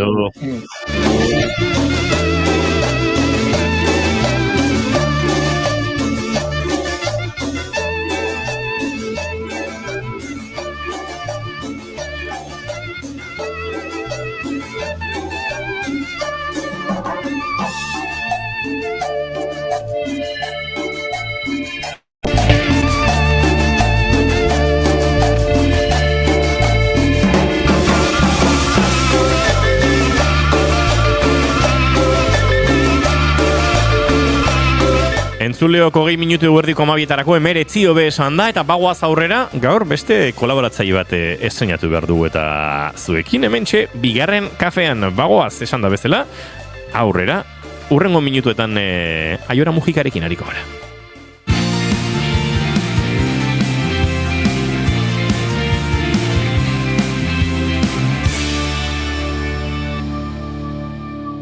Bigarrenak ez direlako beti okerragoak, 비가른 카페야. 방탄소년단이 진격한다면 어떨까?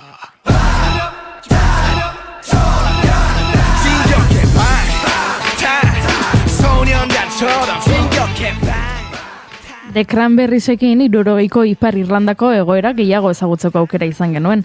Residentek zale errefuxiatu kanpalekoa erakutsi zigun. Beyoncé entzuten country musikaren oinarri afrikarrak ezagutu ditugu eta esklabotzaren inguruan sakontzeko aukera izan dugu. The Black Eyed Peasen, The Bloods and the Crips taldeak erakutsi zizkigun eta 70 markako markatik Los Angelesen dagoen burrukaz ikasi genuen. Bai, musikarekin ere asko ikasi daiteke eta gaurkoan horixe izango da gure helburua. Aiora Mujika gonbidatu baitugu gure kolaboratzaile berriena, banik aipatu ditudan musika estiloak alde batera utzi eta egokora erabegira jartzeko. Egunon, Aiora.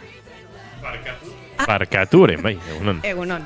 Egia da, ez da musikarekin asko ikasi daiteke. Bai, musikatik abiatuta edo neibri behintzat ate asko zabaltzeko aukera eman dit eta hau beste bat. Hoxe da gaurko aurkezpena, gaurtik aurrera Aiora Mujika, noizean behin hemen izango dugulako gurekin kolaboratzen eta berak esaten duen bezala, BTS-etik abiatuta gauza gehiago ikasteko aukera izango dugulako, baina oinarria hori izango da BTS.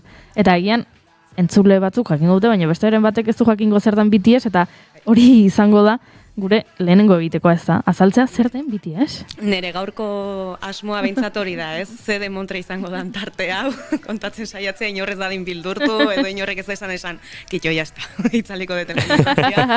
Jarri diot izena, izen bat eman behar niolako nik kuadernoa estrenatzeko honi BTS eta beste. Jarri diot izena.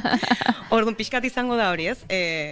BTS, BTS, letrak, Hego Koreako musika talde bat da, K-pop barruan kokatzen dana, oso talde potentea da, oain dela urte batzuk igual jendeak etzun izena entzundea izango, baino gaur egun ja probablegoa da pixka bat ezagunagoa behintzat izatea, 7 mutildia, 28 eta 33 urte bitartekoak, eta gaina gustatzen zait entzunulako astelenen saio, zuen lehenengo saioa, eta gintzen uten sarrera bat esaten zuen 7. denboraldia zala. 7, hemen daukanik. 7 kide dira BTS-ekoak, bueno. Bai, eta gaina 7 zenbaki importantea izaten da, ze, hori, K-popean ere jun eta bueltak eta taldeak kide bat utzi beste bat hartu, nahiko ohikoa izaten da, eta orduan 7ak mantentzeak badaukalako simbolismo bat eta garrantzia, eta 7 bada zerbait, eta niri euskaldun bezala ere 7 hori garrantzitsua da noski guretzako. Bai, eta esan 7. denboraldia, seinale bada. Perfecto. Bai. Eta hori, oaintxe bueltatu dia berriz ere 7ak elkarrekin musika mundura, ze 2022an, daramatzate talde bezala 2013tik. Ja urte batzuk badia. Oso gaztetxoak ziren orduan hasi zirenen? Bai, gaztetxoena oso gaztetxoa zen. Bai, oieren nahiko ohikoa da K-popean, geroz eta gaztego hasten diala, eta ez da baidarako ate bat izan daiteke. Baina hori, 10 urtetik gorako esperientzia badaukate, gertatzen dena da, 2022an, etenaldi jatuz moduko batean sartu ziala batez ere soldaduzkara jun beharra zeukatelako, ze Hego Korean soldaduzka derrigorrezkoa da gizonezkoentzat, gaur egun oraindik ere teorian Ipar Korearekin gerran daudelako, eta orduan ez da ia inor libratzen herrialdean, oso salbuespen zehatzak eta badaude, eta horren inguruan ere egontzen eztabaida bat oso luze, ea BTS-ek mereziotezun salbuespena, lege batzuk aldatzekotan ere egon zian, ze azkenen oso talde handia bihurtu da, eta ekonomikoki ere izugarrizko ekarpena egiten dio herrialdeari. Orduan, herrialde bezala ere jarri zian puntu batean esaten zutenak, igual aldatu behar ditugu legeak hauek soldaduzkati libratzeko. Nolakoa da ospea, ze etorri zait burura esaten zuten orain futbolzaleek katu egingo naute, baino Cristiano fitxatu zuen enaiz goatzen oso ondo ze herrialdek, baino herrialde horretan debekatuta omen zegoen ez balin bazaude ezkonduta, zure bikotarekin bizitzea, eta Cristiano eta Georgine zaude ezkonduta, eta elkarrekin bizi ziren, eta uste dut egontzela futbol talde horrek fitxatu zuenean herrialdeko legea aldatzeko asmoren bat, Cristianok merezi duelako salbuespen. Kirola eta politika, orain. Kirola eta politika, orain txeben BTS-ek mereziote zuen baita salbuespen hori, normala da ez da baida hori. Bai, gero azkenean egin dute soldaduzka, eta zalegoaren ikuspuntu batetik ere esaten duzu, igual hobeto horrela, ze bestela lotura politiko batzuk eta nik zuri zer zordizut edo ez, kate batzuk sortu daitezke hor, eta bestela da egin, eta kitxo. Eta hori, 2022an etenalditxo bat egingo zutela esan zuten talde bezala, bakarkakoan arituko ziala denboraldi batez, gogoratuko zea, Goiuri. Nekien, gaur kolaborazio honen lehenengo eguna izan da gai hau aterako zela. Atera beharra neukan. Hemen eman zen notizia, jatusarena edo etenaldi horrena, eta Goiurik eman zuen, eta ibilizen esaten ikusiko dugu, ea itzuliko diren edo ez, One Directionek ere hori esan zuen, eta ez ziren itzuli. Eta ez ziren itzuliko. Eta One Direction, klaro. Ezin dute itzuli talde oso bezala, egia da. Talde oso bezala, nabadura garrantzitsua. Jo, bai. Respetuosoa, Bai. Nik jarrit gaizta keria mai gainela, ze. Baina BTS itzuli da. Bai. Eta nik Eta ni nengoen entzuten, saio entzuten egin nintzen, eta gogoratzen naiz idatzi nuela, Twitcheko txatean esaten, itzuliko dira, konfiantza euki behar da, hau ez da beste esperientziak bezala, eta zan, bueno, ikusiko dugu. Ba, begira, egia da, itzuli dira.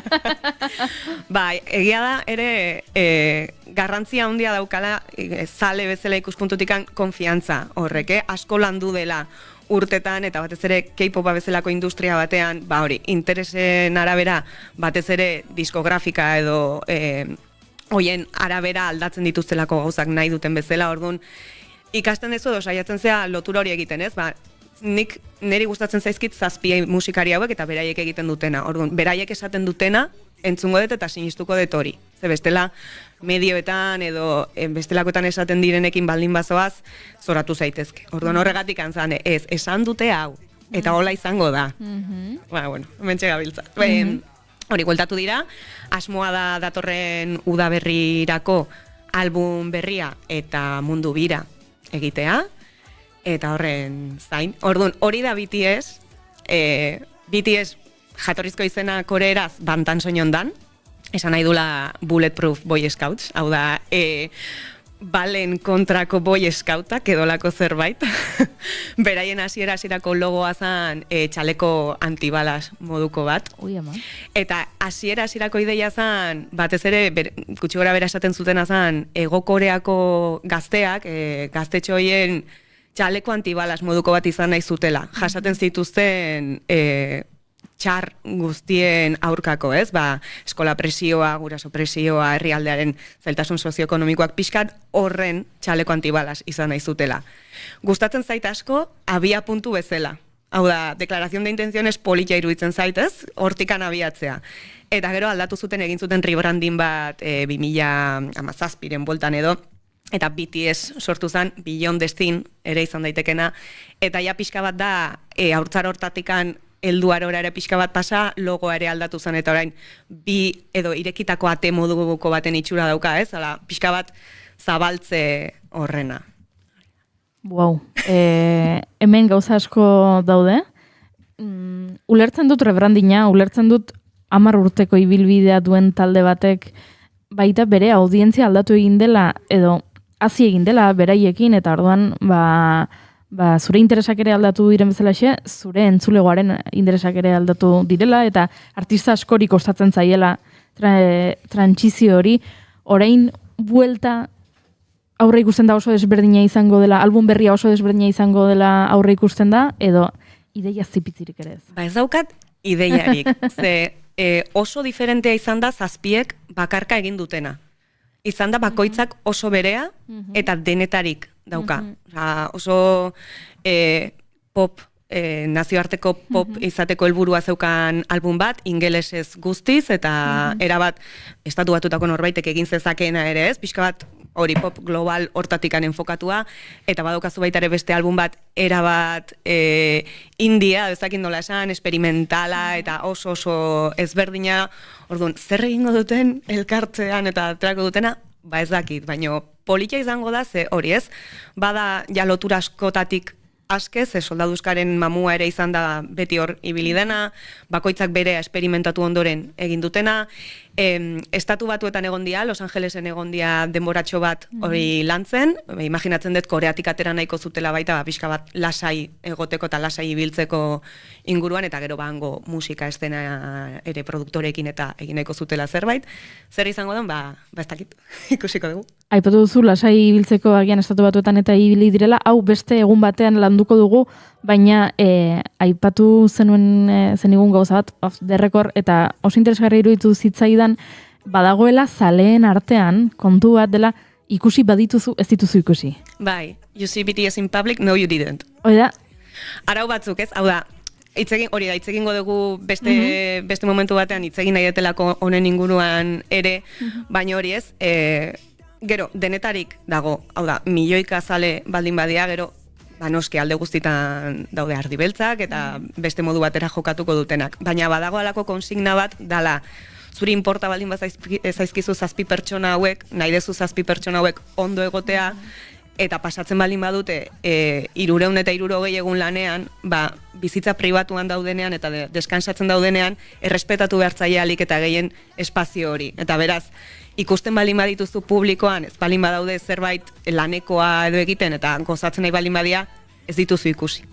Eta egon dira momentuak eskertu dutena hori ere publikoki, Hawaien egon zianian oain dela urte batzuk, Hawaitik bueltatu ziranen eta jarri zuten eskerrik asko Hawaiko armi da fandomaren izena, ikusi arren ez kasu egiteagatik. Ez? Eta batzutan ematen du dela, baino zure idoloa baldin bada edo zuri gustatzen bazaizu eta bere lana da, ez? Jun bere gana eta esan argazkia eta da. Ez, ze denerako momentuak daude, eta 24 ordu bizitzea denbora guztian kasu egin behar izate horrekin, nik entzuten, hori ere lantzen zoaz, ez? Eta orain entzuten ditudanean pertsona ezagunak diskurso horrekin, ez? Argazkia eskatzera datoz eta klaro, esken nire lana da. Ez da. Ez dauka izan beharrik. Egin nahi balin badezu oso ondo. Ez dago arazorik. Baina ez dindiozu ez da ere pixu hori jarri gainontzeko artista guztiei. Bakoitzak erabaki behar du eroso egiten zaion kalean dagoen edo zein momentutan mundu guztia jutea bere gana edo ez. Orduan, bai dago hori, ez? Ikusi dituzu? Ez dituzu ikusi. Bitxeruitzen zait, kontu bat, dela, nik entzun ditudan abesti solteetan eta agian da letrak ez ditudalako ulertzen, Dynamite entzuten ari gara orain eta ingeles ez da eta hori bai ulertzen dudala, baina besteak ez ditut ezagutzen eta orduan letrak ezagin nolakoak diren, baina nere buruan da K-popa da zerbait alaia, zerbait xamurra, baina hauen izena dator txaleko antibalasetik eta zalegoaren izena da armada. Armada. Hau da, badago elementu militarrak badaude eta nere buruan horrek talke egiten du nere aurre iritziekin, dela K-popa, dela zerbait alaia eta agian ez dakita zalekoa, baina ez, kontua da ez dela horrela. Badituz, K-popak, nik generoa du, K-popari ez dakit oso ondo zer deitu, genero industria, genero hau musika genero asko lantzen dira, baina K-pop bezala ezagutzen den hortan, egia da denetarik dagoela, badago kontsumo harinerako musika pila bat, beste eremu askotan bezala, BTS-en kasuan, egongo dira abesti harinak eta adibidez Dynamite-en sorrera bera, munduan gehien zabaldu zena beraien abestia, beraiek esan zuten, zala pandemia garaian sortua, jendeak ondo pasazezan egin nahi zuten zerbait. Hau da, etxeetan entzerratuta geundenean eta dena zenean agonia eta iluna nahi izan zutela atera abesti bat harina jendeak ondo pasazezan. Eta horren asmoa bada hori. Baina gero diskografia errepasatuz gero BTS-en kasuan behintzat daude gai pila bat. Eta daude gai oso sakonak. Eta neri gertatu zitzaiten hori, ez? Abestiak harinki entzuten hasi, eta gero letra begira atzerakoan esan, zer barkatu? Eta ikusi nun hori bideo bat, pixka bat esplikatzen zuna BTS-en diskografiaren zati bat, eta zan Carl Jungen psikoanaliziaren teoriaren inguruan ego aztakizer eta bakizer eta nola lantzen den, eta zan, zer da hau? Astentzea begiratzen eta hori ez, pixka bat aurretik zenituen ideiak gainetik kentzen. Gero, violentziarena ez, txaleko antibalasena eta hori, bada pixka bat hasiera hortan zeukaten estetika hori, eta armi berez ere akronimo batzuk dira Adorable Representative MC for Youth, dolako zerbait berdin dio, baina ez, gaien inguran ere hitz egin nahi dut, aurrerago eta saioa hasteko eskatu duten abestia, Attack on Bantan, da, pixka bat hori ez, jarri nahi nulako Dynamite edo Butter etzen abesti bat hasteko da oso sorrerako abestia, 2013koa da, eta kuriosoa da, The Rise of Bantan bezala ere ezagutzen da, ez? Eta esaten du abestiak, zer gertatuko da Bantan goratzen bada, ez? Zabaltzen bada eta arrakasta baldin badugu, ez? Hasierako pixka bat hori de, zer gertatuko da, eta da gertatu dela. Osea, iritsi dira puntu hortara, baino da 2013an egindako abesti bat pixka bat arropuzkeri on horrekin, ez? Eta goaz dena lortzera eta dena egingo dugu eta dantzan jarriko zaituztegu eta apurtuko dugu denarekin. Esaten duzu, lortzen baldin badezu oso ondo, ez badezu lortzen, hor geratzen da, baina ambizio hori erakusten du, gustatzen zait eta gaina gustatzen zait baita ere abia puntua izan zala hori, ez? School Trilogy izan zan hasieran egin zutena, eta zan hori, beraien gandik gertu zeuden esperientzia kontatzea, eskolan jasaten zan egoera ikasleek, egoera sozioekonomikoak, eta pixka bat hortik abituta. Oso ondo, hortik abituta guk ere, denboraldi honetan aletuko ditugu gai ugari, abestiak aitzaki hartuta, eta pixka bat gehiago ikasiko dugu, eta musika deskubritu, herrialde bat ezagutu, eta ondo pasatuko dugu, aiora. Hori da, asmoa. Zoragarri. Eskerrik asko, Aiora Mujika. Eskerrik asko.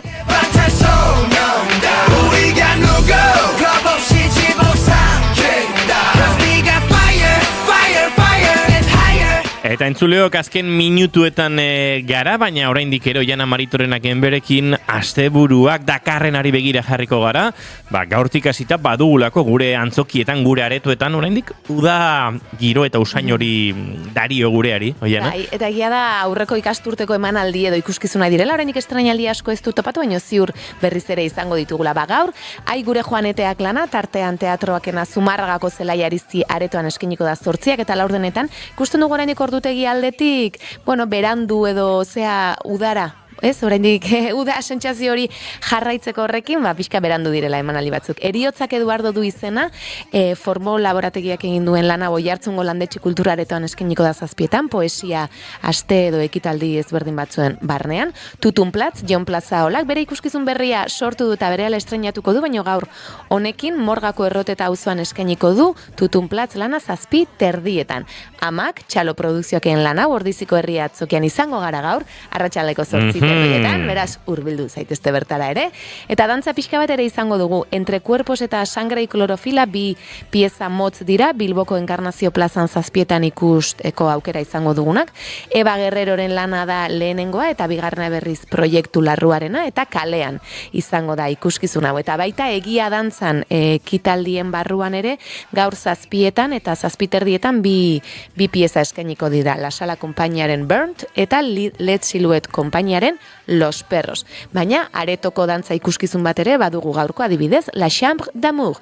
Miarritzeko Gardu Midin gaueko 9etan eskiniko da Miarritzeko baletaren lan hau eta baita bihar ere.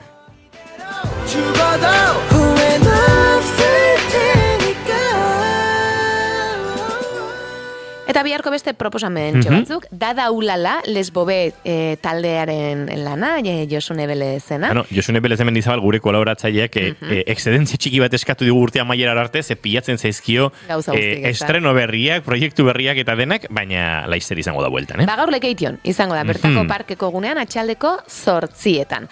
Azkena eta bagoaz, ez dakit hau den atzo ikusi zenuena? Bai. Goiurik lehen aipatu digu, atzo kale pieza bat ikusi zuela, Zumaiako Dieta kalean eskiniko dute 7:30 Trapuzarraren kale ikuskizun hau, eta agian batzuentzat beraien obra izango da, ez da, beraien antzezlana. Desanuda zirko pieza ere, Andoaingo Tieta parkean eskiniko da 6etan, eta korapioak askatzen ikusiko dugu bertako artista Maitane. Dantzaz konpainiak ona pieza edo ikuskizuna eskainiko du, 2 pieza labur dituena, eta Txalaparta Kukairen lan hau ere Miarritzeko herri antzokian eskainiko dute atxaldeko 7etan.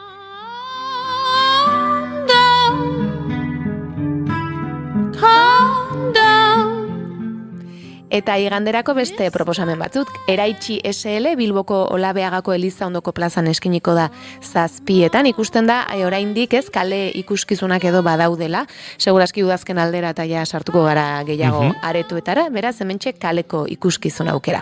Nortasuna Giria, Zuaitz Ataungo herri antzokian egongo da arratsaldeko 7etan igandean, eta Led Silhouette esan dugu gaur, egian izango direla Los Perrosen pieza laburtuta eskainiko dute, baina sopelan igandean, bertako udaletxeko berdegunean 7etan, pieza hau eskeniko dute, pentsatzen dut osorik. Erresistentzia dantzaren bidez, Los Perros lan honetan. Agurtzeko ordua iritsi zaigu, Oiana Maritorenak enbet, datorren astera arte. Datorren astera arte. Goiuri Zeizarandia, asteburu dator, astelener arte. Bai, astelener. Eta zuek entzuleok, ondo pas asteburuan, eguraldi ederra dator Euskal Herriko, zer? Ostikoa bandizu kamerari berriro. Bueno, vale. Hori, astelenan ikusiko dugu lakar entzuleok. Agur! Mademoiselle, Don't mean to sound like a sudden greyhound.